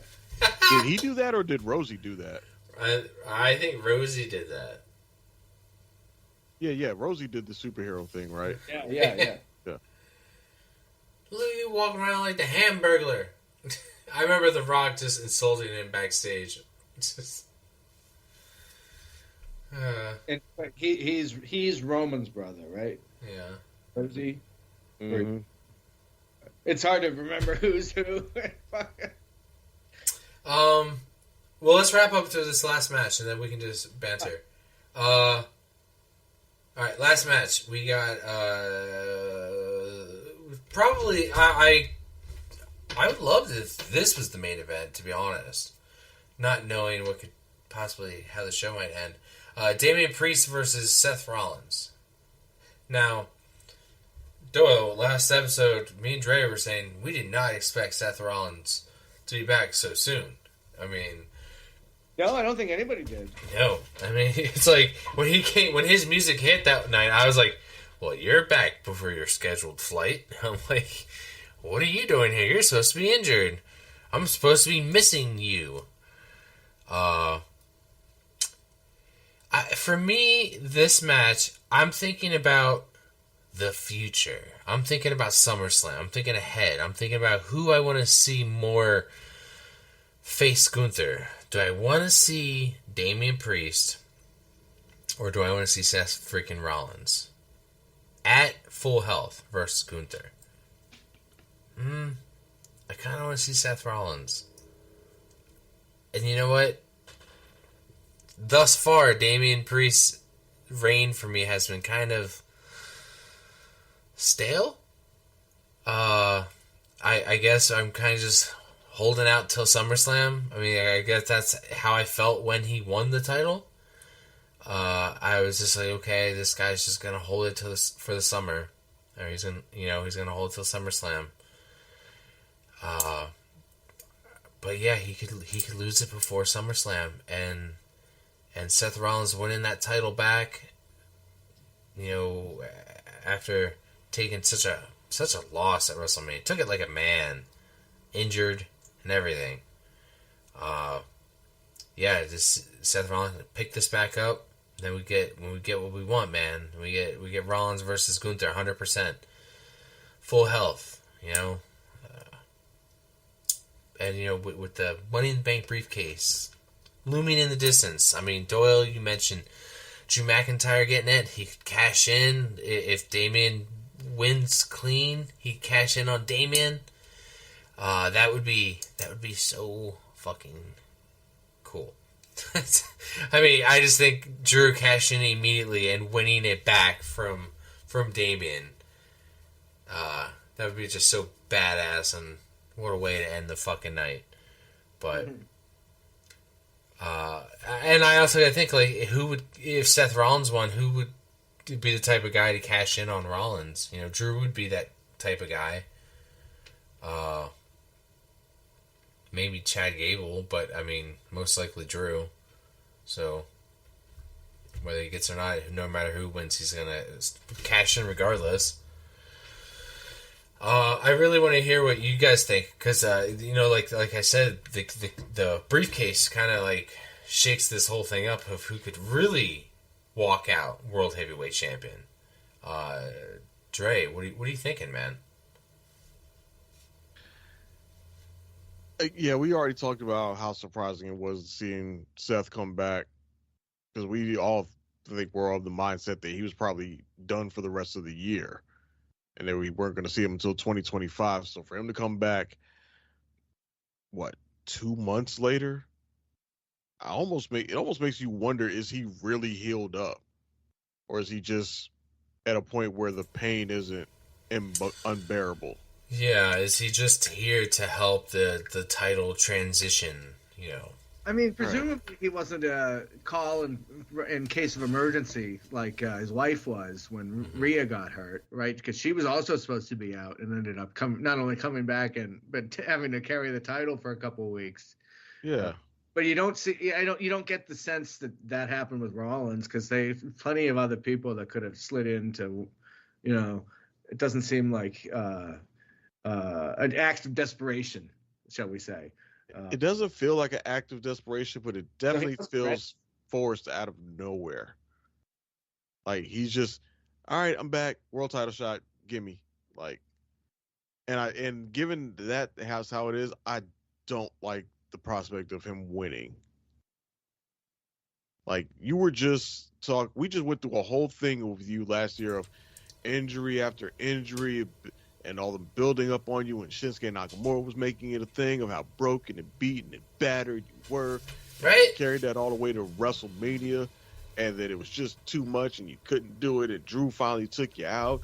And then we saw all the stories about how you were just crying because you were in so much pain after you managed to limp into the freaking ring for the Cody Roman match, and all this just for you to go chill at the crib for 2 months, come back, and then win your title.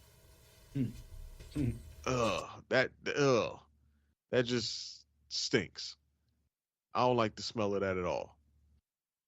So for that reason, I absolutely do not want Seth to win, and I also don't think he's going to win. I think that if there's anything about this match that you could say is a desperation or a breaking case of glass thing, it's maybe the fact that they feel Drew still isn't getting over as a champion, and he needs something more credible on his resume in terms of victories. Maybe they feel like he needs a more credible win against somebody the likes of Seth Rollins. Maybe they feel Seth needs to give him the rub to further or better establish him as the champion. Because let's not forget that there's a stipulation on this match as well. Two stipulations. If Damian loses, he has to leave Judgment Day, and I don't think that's going to happen. Oh yeah, I yet. forgot about those. Yeah, I don't see And the Fine print. Sorry. Right. And if Seth loses, then he can't challenge for the title anymore as long as Damian Priest is champion, right? Mm-hmm. Yeah. So, which one of those outcomes seems more likely? Seth can't challenge and then got to figure out something else to do with himself, or Damian Priest gets unceremoniously or suddenly having to leave the Judgment Day after all this time they're starting to invest in building up tension. It's almost like if the stipulation is almost kind of predetermined the outcome if you think about it. So yeah, I'm pretty sure that Damian's going to win. I would put money on Damian Priest winning. I just hope we get a really good match out of it, and I would not be opposed to the scenario that you brought up earlier, Doyle, about Damian Priest winning. He's completely worn out. Drew comes to cash in the Money in the Bank, and then Seth screws him again. Punk screws him. Yeah. Punk screws him again. Yeah, I mean, there's a lot of moving parts here, right? I think we've all been booking the demise of the Judgment Day for seems like months now. And it seems even closer to being on the verge, with Ripley gone. Who knows for how long? I don't think we know that yet, do we? Yeah, I mean, I have a hard time seeing this match being the reason Priest leaves Judgment Day, although I expect that to happen soon. Or Finn and JD leave Judgment Day and he carries on with, I don't know, whatever. Yeah, like the Seth can never challenge Priest again thing seems kind of unlikely too. But then, yeah, you think about it, how much longer is Priest going to be champion anyway? I think he's just going to lose to Gunther at SummerSlam. So that absolves Seth Rollins real quick of that stipulation. Maybe that means it's not even worth it. I don't know. But yeah, I mean, I think it's as simple as Priest would benefit substantially more from beating Rollins. The Rollins would be hurt by losing to Priest. Rollins doesn't need a win. He doesn't need the title. He'll be just fine. I haven't been the world's biggest Damian Priest fan. And I personally don't really see him as a main event player. Upper mid-card, sure. No problem there. Title contender, but I can't see him having a super long run. But, I mean, a victory over Seth Rollins, I think, Wayne, you said it, would really do him a world of good. in the long run towards silencing critics. Right? Like me. A clean win over somebody like Seth Rollins. Like, damn. And I mean, yeah, I mean, I think Seth Rollins versus Gunther would be the better match, also on paper in a vacuum, but maybe this is a come down to the wire kind of match, and somehow Seth wiggles his way into a three. I'm booking a lot of three-ways for SummerSlam. Maybe Seth worms his way into the Damian Priest Gunther match. I don't know. But yeah, like I said, the match order. If this is the main event and Drew wins the case, for sure he's going to try to cash in and Punk's going to screw him. That's how the pay-per-view is going to end. But I mean, what is Rollins going to do at SummerSlam? We don't know yet. I guess maybe we get some month to find out. But yeah, I just don't see Rollins. I don't see Rollins winning. That's that. See, that's interesting. I'm excited now because we all have a different outlook on this pay-per-view for a lot of matches, and I like that because it seems like the past few pay-per-views it was very predictable. It was very like, all right, well, we kind of all know who's going to win this. We might have a little surprise here or there, but for majority of it, it was pretty predictable the past few months. Yeah. But this is where we're heading, though. We're heading to here to get to SummerSlam, to get to War Games. Yeah, I mean, like I said, this is supposed to be a Big Five show, and it just feels like a setup for SummerSlam. You know? It doesn't feel like I think I've said this the past couple big shows or whatever. Besides WrestleMania, they just don't feel like they're bigger than the other one. Like I feel like Money in the Bank and SummerSlam and Survivor Series should feel bigger than Clash of the Castle feels, or Night of Champions, or whatever, Payback or Backlash or whatever the fuck else other pay-per-views they throw at us. Yeah. Great Balls of Fire. I feel like they should just feel bigger. They should feel like more, and they just kind of don't. Well, I'm certain that SummerSlam will. Mm-hmm. But yeah, the ones in between the bigs definitely have a big stop on the way to SummerSlam. It doesn't feel like anything special. I mean, maybe we'll see something crazy, and maybe I'll be fucking I think that's kind of that's the downside to long-term storytelling, is when you know that that's where they're going with it, that okay, we're doing these long-form stories, then chapters aren't going to end on smaller shows. Chapters are going to end at the big shows. So since the chapters are essentially going to end at the big shows, everything else in between is kind of just like, eh. Well, so yeah. I think the only way to really change that or to make them feel bigger would be to introduce a level of unpredictability into it. And that may potentially come at the expense of your bigger show, which, given how much more corporate WWE is now that they're part of TKO Holdings, I don't know how much they would they're willing to do that. With the exception of the Wyatts, they're representing things as more realistic, more sport than they have in years. With all these showing them arriving at the arena and all this stuff. But then, like I said before, you have 4 world titles, and you're only one of them on a big show. And maybe we said we might shoehorn a women's title match in there, but it's like you have 4 world titles, and you're only going to defend one of them on one of the biggest shows of the year, supposedly. It just kind of I just feel like it makes it feel less than, and like titles should be defended a little more often, perhaps, in this era where we're trying to. You're not wrong. There's a whole lot of placeholding right now among the titles, and a lot of defenses that are essentially meaningless because we know that there's no chance that the title's going to change hands. Well, that's part of the nice thing about having 4 championships is that, when you've got Liv Morgan, who I think is probably just kind of treading water until, not that she's not doing a great job, she is. I'm not trying to suggest that, but she's just kind of floating along until Rhea comes back and gets her revenge on Liv getting her revenge. But when you have something like that, you have 3 other titles you can be working with and giving us, defenses of, and why not at least two, why isn't there at least a women's match? Because then there's no drama against is the girl that just won the briefcase going to cash in on this match? You kind of ruin, or you have a opportunity for some tension and you just kind of give it away. You're right. You're absolutely right in all of that. And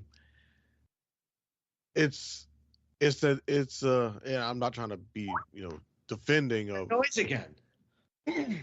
Again, Yeah, I'm not trying to defend Triple H and WWE and how they're booking things, but some of these decisions that they've made, I think they're now starting to see the other side of the coin. Like, okay, we want to have longer matches, fewer, matches on PLEs.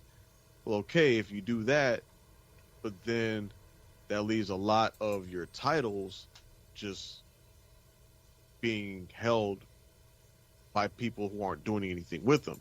Right. That leaves a lot of your titles in stagnant positions. But they did this decision. They did this in counter response to people who were complained about, all these matches on these shows, and we were only getting, matches that were like 5 minutes long because we had 12 matches on the show, and you don't want your pay-per-views or your PLEs to go 4 hours long or plus because people ain't gonna stay up for that. So there's got to be a happy medium. Yeah, there has to be one. They just haven't found it yet. Yeah, I mean that's what people are complaining about with AEW now. Yeah, I started complaining about, like, okay, AEW doing these shows, this shit about to be 4.5 hours long. We about to have 18 daggone matches. Like, ugh.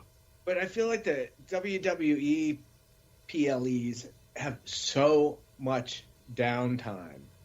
There's so much bullshit between the matches, commercials, and hey, this movie with some dipshit you're never going to go see is coming up, and let's have a preview of that, and I feel like they could. I mean, I guess that's part of the corporate shit. They get all these they want trying to monetize every second of every. Yep. But it's like those AEW pay-per-views are jam-packed. Yes, they are long, but a match ends and there's somebody else is coming down the entranceway within 2 minutes. In WWE, it's like 15. You know what I mean? Which is great. Right. When you're there, you get a chance to go pee, get a beer, not really miss anything. That's good. But yeah, there's got to be some happy medium, I think. There is, and they have to find it somehow. If it's not going to happen on the PLEs, then y'all need to find a way to do it in your week-to-week television. And maybe bring back like I don't know, maybe you can do it since PLEs are on Saturdays, but one thing that WCW used to do years ago, and I don't know if this is plausible, but you could probably pull it off every now and again. But WCW used to have Clash of the Champions, which was essentially a pay-per-view quality event that happened on regular television. But they also didn't have WCW also didn't have monthly pay-per-views at that time. But they at least found a way to, in between the big stuff where there were real stakes, like your big, like would be the big 5 or 4 with WWE now, you found a way to do something else that felt important, that felt like it mattered.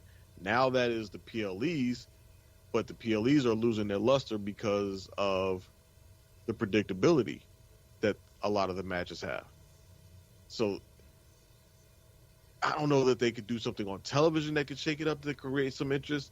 Well, the only thing I can think of is that if your main titles or your big titles are going to be locked down for extended periods of time, then you need to use the other titles to introduce a level of unpredictability to keep people on their toes, at the very least, if not at the top of the card, at least in the mid card.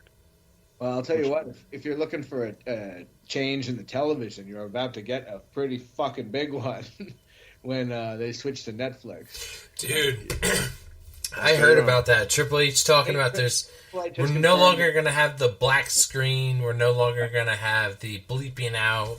Like, I cannot fucking wait now till they go to Netflix. Are they going to still have commercials? Like, I would assume so, like Netflix commercials, but like, Are they still cut matches off? Like, are you beholden to a network that you have to have commercial I break think every- I've heard that premium Netflix subscribers will be commercial free. right? Okay, and if that's the case, is it just going to be like breakneck for 3 hours? Like, that's going to be a real hard pace for them to keep up week in and week out, where it's just like, here's something, and then we're going to go immediately back to backstage and immediately back to the ring. And I don't think it's going to be 3 hours. No. Because the other rumor that I've heard is that Raw is going to drop down to 2 hours on Netflix. And again, rumors, to take with a grain of salt, Yeah. SmackDown could move to 3 hours on USA. I doubt that SmackDown's going to go 3 hours. I don't think SmackDown's ever been 3 hours. And I can't see that happening now. But I could see Raw dropping down to 2 hours on Netflix, especially if it's going to be 2 hours of straight content. And the only commercials are going to be for the vignettes between matches or the vignettes. Well, I was What's gonna, happening on. I don't think it would be that. I think we'll probably get like consistent action, like match, vignette, backstage segment, yada yada, and they'll just happen Right. back to back to back. And those commercial breaks, quote unquote, for the low tier subscribers, will probably happen during the matches, like how they do now, where like we'll be back. And if you're a premium subscriber, we probably won't get the "we'll be back." You'll probably the match will just happen, and just then all of a sudden the people who are at the base tier, all of a sudden they'll just get a commercial, and they'll be like, "Man, what the fuck in the middle match?" Hey, step your subscription up. Like, I mean, I'm sure, the first like month we'll have it all fucking figured out. I mean, we've been through all different types of changes with the company. We've been through the WWE app when that launched. That was a big. You remember, Big thing. Dre? You might remember this. Do you remember when WCW, when they went to commercial, you could go to their website and they would have shit going on there. We're like streaming really early. Like it looked, it was garbage. But it was like they were experimenting even back then with kind of stuff like that. But it did result in one of my favorite promos of all time. I don't know if you guys have ever seen it. I'll post it in the Discord. It's Bulldog is fucked up. Like somebody should have been like, we cannot put this man on television. Like he is fucked. And he just gives us nonsensical like. He's like, of course I'm going to win. That's why they call me the British Bulldog, because I'm a... oh, it's terrible. I can't do justice to how awful it is. And then Alex Wright comes in, and they start fighting. And it's just god-awful. Anyway, I'm sorry. Continue. No, I mean, here, I'll just hit the button. We'll move on. What do you guys want to talk about? Yeah, I mean, let's just open discussion. What do you guys want to chat about? Hey, did you guys watch the Selena Vega Liv Morgan match on Raw yesterday? I'm trying to think what day of the week it is. Tuesday. I did, and I appreciated Selena Vega's little ode to Demon Slayer and her ring attire. She's always putting on for the nerds. Well, I thought it was pretty cool to see like Liv Morgan wrestle somebody who's smaller than her, somebody she can like muscle. Yeah. That was weird. Great. Something about that. I was like, well, it's not too often that Liv Morgan has the power advantage. Yeah. No, I kind of hope we get like another match out of them at some point. But I was like, yeah, these are like two women who really haven't crossed paths, often. Not much at all. No, not at all. Yeah, I don't know. There's a lot of stuff I read about AEW, but I'm just not as interested. Mercedes Monroe talking about how much money she has in her bank account, talking about she was like, I guess she tried to do filming for The Mandalorian, and WWE made it like ridiculously hard for her to do anything outside. But Sounds like Vince. exactly. Like this is all Vince under Vince. Like that's what I mean. Like I wonder if she'll ever come back to WWE. She acts like she won't, but I mean it's under Triple H now. Like it's under a different. No, she's admitted herself. She said that at some point she knows she'll be back there. Right. She's already conceded that point.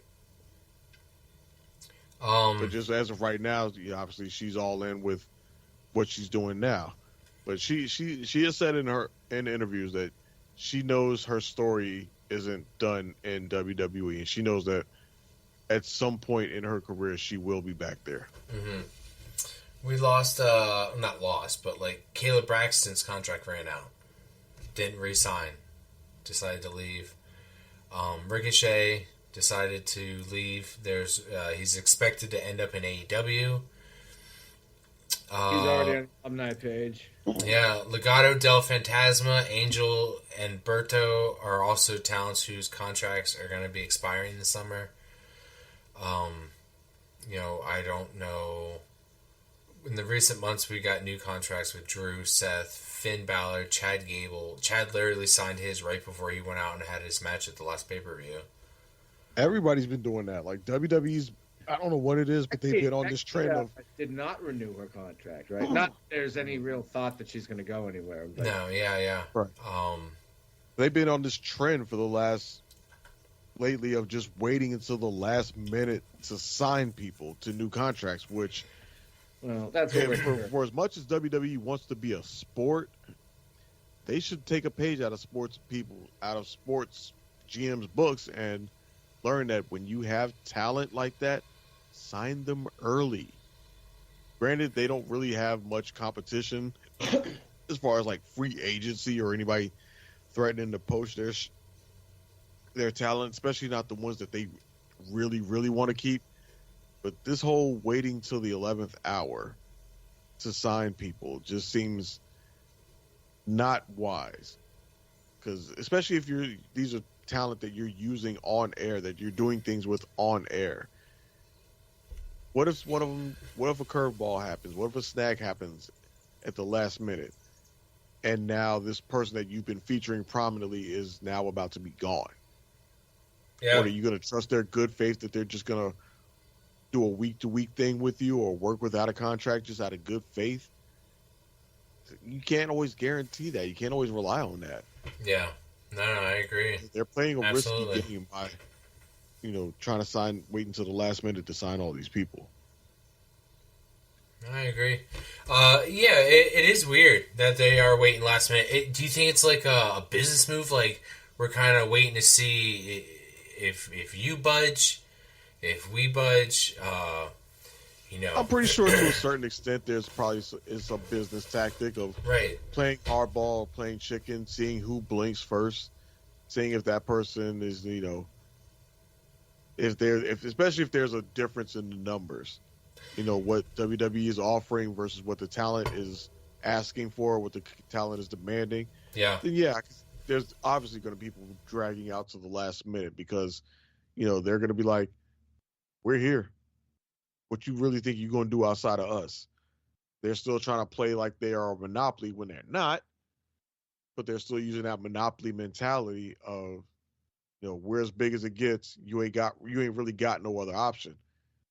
Well, but the money has gotten so outrageous, especially over the course of the last few years. Mm-hmm. They're constantly, setting, and they're always bragging about the biggest gate or all this revenue. But guess what? They're not playing at bigger stadiums. They're just charging you more money. That's why they're making more money hand over fist. But more money, more problems, right? Oh, I'll say a dollar's still a dollar, even if they're charging more for it. But what I mean is the more money is involved, the more complicated things get, and the more complicated these contracts get, and the more complicated the negotiations about the contract is. And I want this many points on the action figures. Okay, fine, but we want this many points on the T-shirt. No.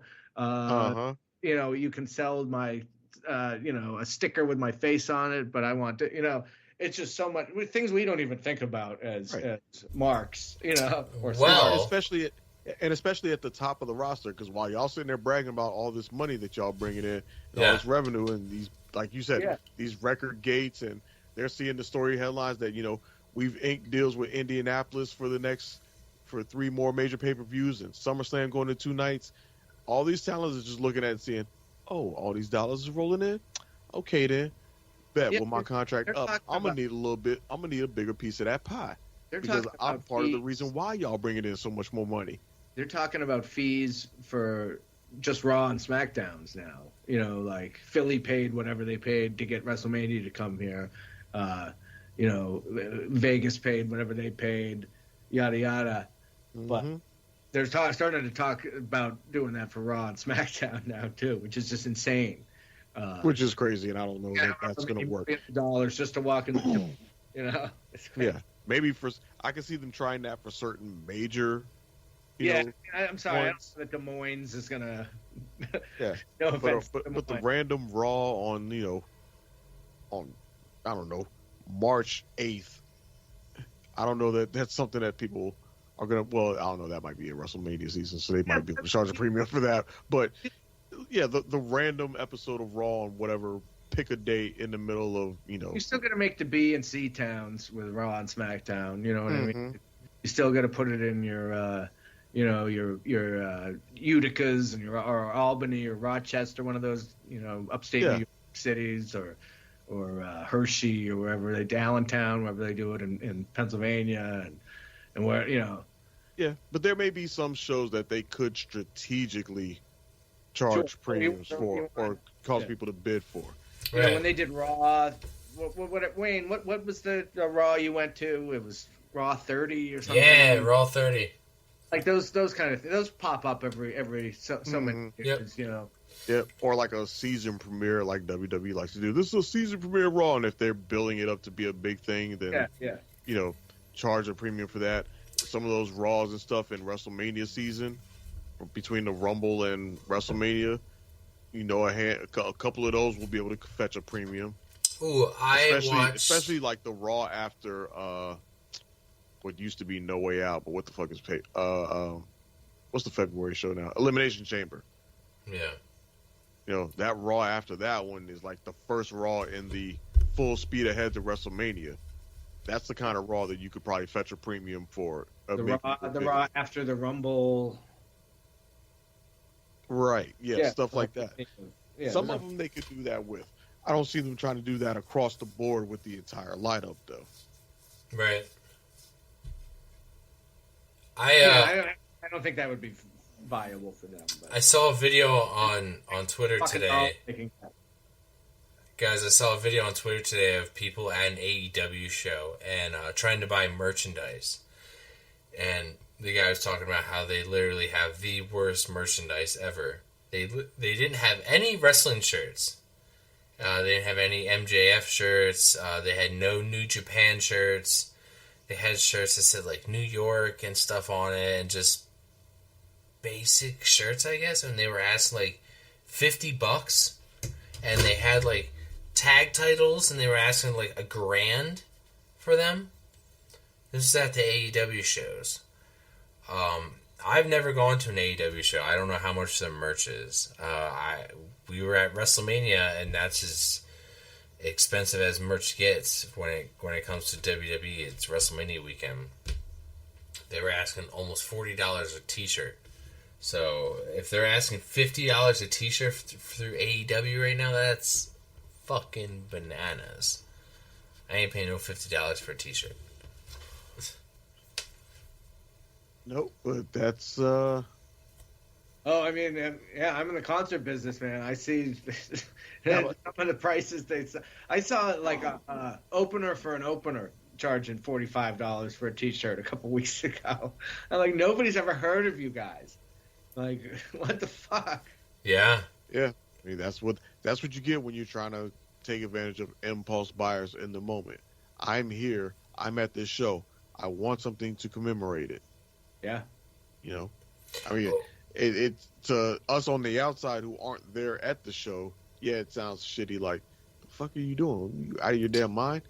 Yeah. But at the same time, I watched 6 people drop $600 each for undisputed WWE championships at WrestleMania in like 20 minutes. So impulse buying is real, especially at events like that. So. The fact that they charged that $1,000 or whatever for like a replica AEW world title, I promise you somebody bought that shit. Oh yeah, they're gonna wring every dime they can out of everything. I have it here. Let me play some of it. Means. Right. AEW, for the second time in a row, y'all have the worst merch selection I have ever seen in my life. Straight AEW branded shirts, bro. The only wrestler shirt up here that's not promotion is LIJ, bro. And all these shirts are $50. Every single shirt is $50, bro. I'm not gonna lie. Easily the worst merch selection I've ever seen. The tag belt is the tag belt's $1,000, bro. What? This is insane, bro. MJF just came back. No MJF shirts. No real Swerve or Osprey shirts besides the promotional shirt, bro. No BCC shirts. No real New Japan wrestler shirts besides LIJ. Even the LIJ flag is $45, bro. No MJF merch is easily the worst. Like, that's insane, bro. The hoodie's $75. Okay, he has a point about Y'all are cooked. if he's Forbidden Door, if he's one of the complaining biggest about the pay-per-views fact that for they y'all don't of the have year, a bro. And this is y'all merch selection, bro. Nah, they are going. That's Nah, this is sick. gonna As important as the Elite are to AEW TV right now, no Elite merch, bro. No Kenny merch. yeah. I know niggas Yeah, We who get fuck it. with Jericho, We but not get even it. no If he's Jericho going merch. to complain about their lack of selection, then Yeah. okay, we understand that. Then Yeah. that's on AEW for not. that's been a problem for them since day one, as far as I know. Yeah, They yeah. often will not have they'll sell out immediately, or they'll only have, triple X small and 7XL left. Yeah. Oh, what an that's issue, just too. That's just poor business management on their end But as they far also as the have- lack of. Sure, but they also don't do like unique merch. Like there were things physically at the WrestleMania concession stand or whatever that you can't buy online. You can only purchase it if you're there. Yeah. And AEW doesn't, and they do that for every show, right? You can get a 316 Boise, Idaho T-shirt or whatever. They make things specifically for the people that are there. You can't get it online, and Right. AEW doesn't do any of that. Right. And that's just poor business management Yeah. on their end, and probably a lack of infrastructure on their end, where they just don't have that merchandise development. I mean, if you think about it, And that's the kind of thing you understand when you've been in business for 60 plus years. yeah, think about it. WWE has WWE Shop. AEW Shop AEW is on what? Pro Wrestling Tees. So Right. they're literally have to collaborate with another person's storefront. And maybe move their they're merch. trying to drive traffic there. I don't know. Who knows? Maybe it's part of some contractual agreement that they have. But yeah, I mean, that part of on them is something they should absolutely address and do something about. Now, you know The who has a prices, good... however, What's that? The prices that the dude was complaining about, however, I mean, man, it's shut not. the hell up. It is. Now, you want to talk about good prices and He a good lost me on the selection. prices argument. Yeah. I mean, shit is expensive now. All right, that just sounds like this is Go your to- first time at a live event, sir. Yeah, This is what they always do. I am in the markup people at concerts a ton business, and you see it all the time, and it's everything. It's concerts, it's wrestling, it's go to a ball game.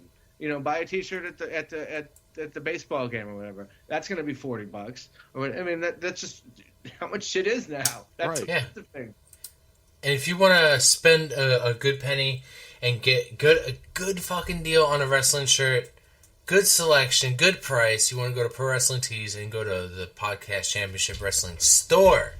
That's where you get a good quality shirt, good price, and we have more than one fucking shirt. And all sizes too.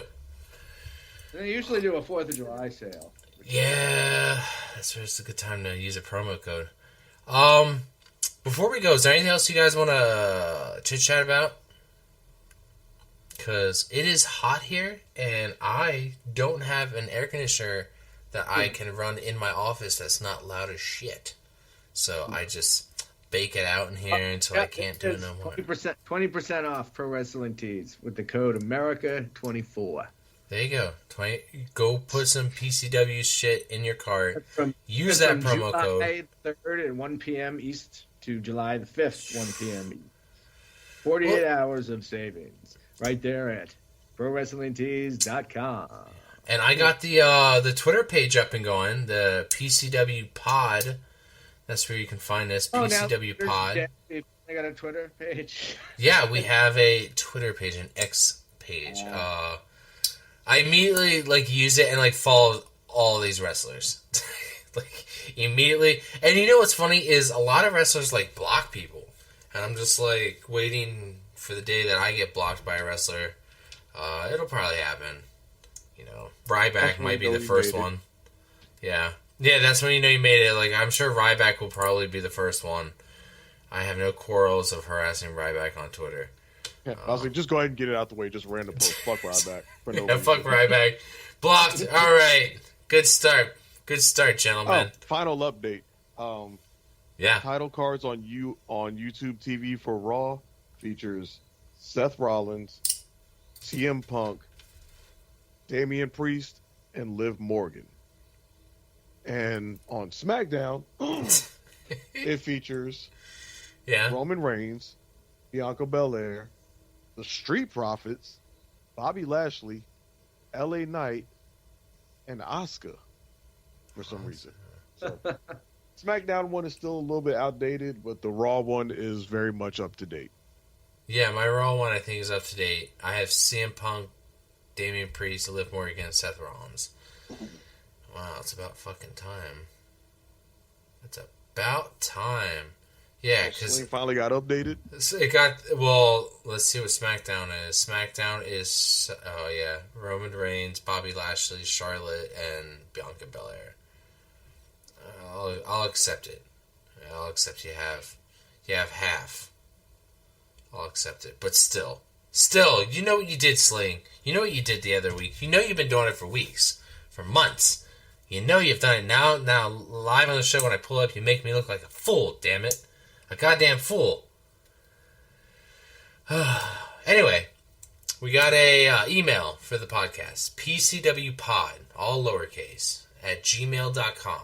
So if you ever want to be on the show, you ever want to write into the show, you're like, where the fuck is your website? Where's your QR code? Where's your store? How do we get into your Discord? How do we rate and review? How do we do this? How do we do that? Just now you can just send it to PCWpod, P-O-D, at gmail.com. Simple. Very simple. Yeah, you need a link to the Facebook that Doyle has, that he runs. Yes, subscribe, and stuff on there. And then Dre is going to be in charge of the Instagram, the IG, at some point. PCW Pod. Don't know what you're going to post on there, what kind of content. I am just live during, during Raw or SmackDown if I can. I like to keep update on tweets, and it's nice to see, I just have wrestlers on there. I just strictly have wrestlers from all companies, so I'm not, picky. But if they don't wrestle for any company, I don't have them on anymore. I delete them. So, yeah, I don't know. We'll see. We'll see how it goes. Employed out there, wrestlers. Yeah, if you're not employed, man, I don't want you on. I don't want you on my fucking my screen. I want you on my feed.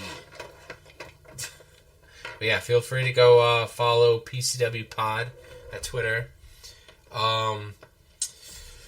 Doyle, if people want to reach you because you've been gone for so long, where the hell can they get a hold of you? I'm just in the Discord. We already pimped out the Facebook page, but I'll do it again like that. If you're on our Discord, I just put the horrible British Bulldog promo that I mentioned before up on there if you want to see that. Nice. Maybe I'll throw it on the old Facebook page too. Why not? But yeah, you can find me right here on PCW. Dre, where can people get a hold of you? Just as the same as with Doyle, you can find me in the PCW Discord. As always, sharing thoughts on Raw, SmackDown, PLEs live as they take place. Cool. And I will see everybody when we do the post show. We'll do it whenever we can because the pay-per-view is this Saturday. it's July 4th, so everybody have fun. Don't blow off your fucking fingers.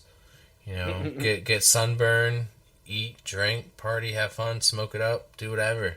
Just keep all your fingers so you can press that subscribe and download button. And so you can apply the mandible claw also. Yes. All right, guys. With that said, Yeet. Bye-bye, bitch.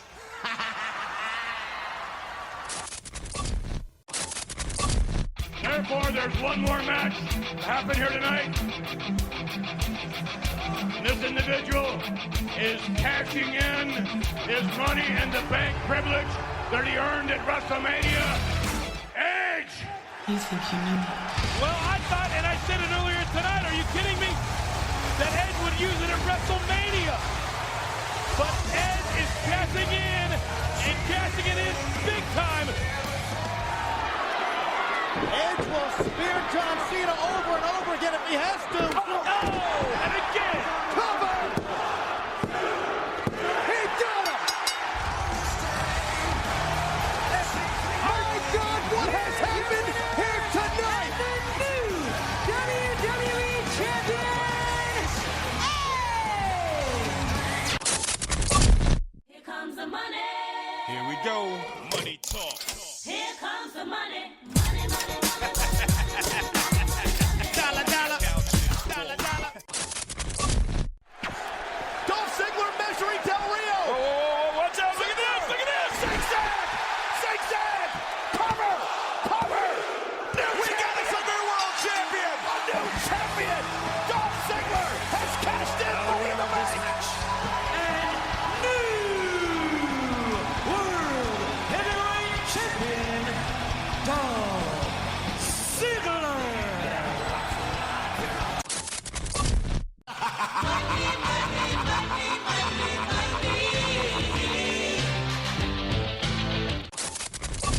He's cashing in his Money in the Bank contract! Big E showing off his muscle! Are we gonna see it? BLD! Could it be over, leg up? Will we have a new champion? We do! Oh my gosh! Here is your winner, and the new WWE Champion, Big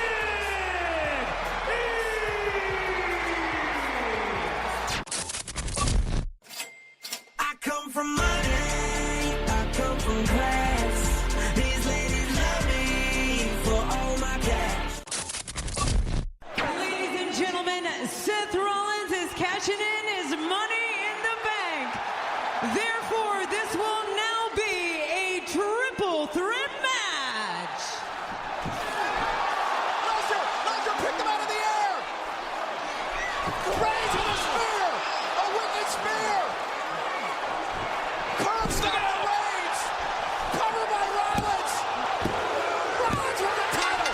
Rollins with the title! Wait a minute! Seth Rollins with the title! Are you kidding me? And the new WWE World Heavyweight Champion, Seth Rollins. Money, money, money, money, money. Money, money, money, money, money, money, money, money. Money. Money. You gotta get that money. Show. You are the world's dumbest son of a bitch. The fact that day in and day out, for almost 6 years, I have proved to everybody in the world that I am the best on this microphone, in that ring, even at commentary. Nobody can touch me. You are not ready for Oscar! Because the Street Profits are up and we want the smoke. You're next. Talk about your songs, talk about John 3:16.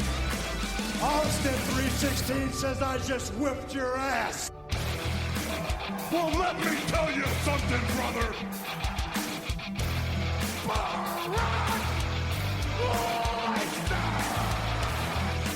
New Day dream will rise to the top. Oh yeah, my dream man is here. Welcome to the Kevin Owens Show.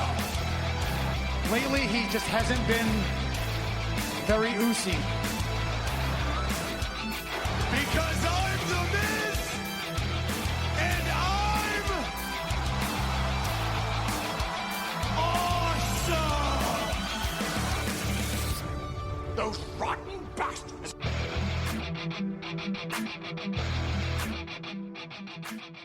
Bye-bye, bitch.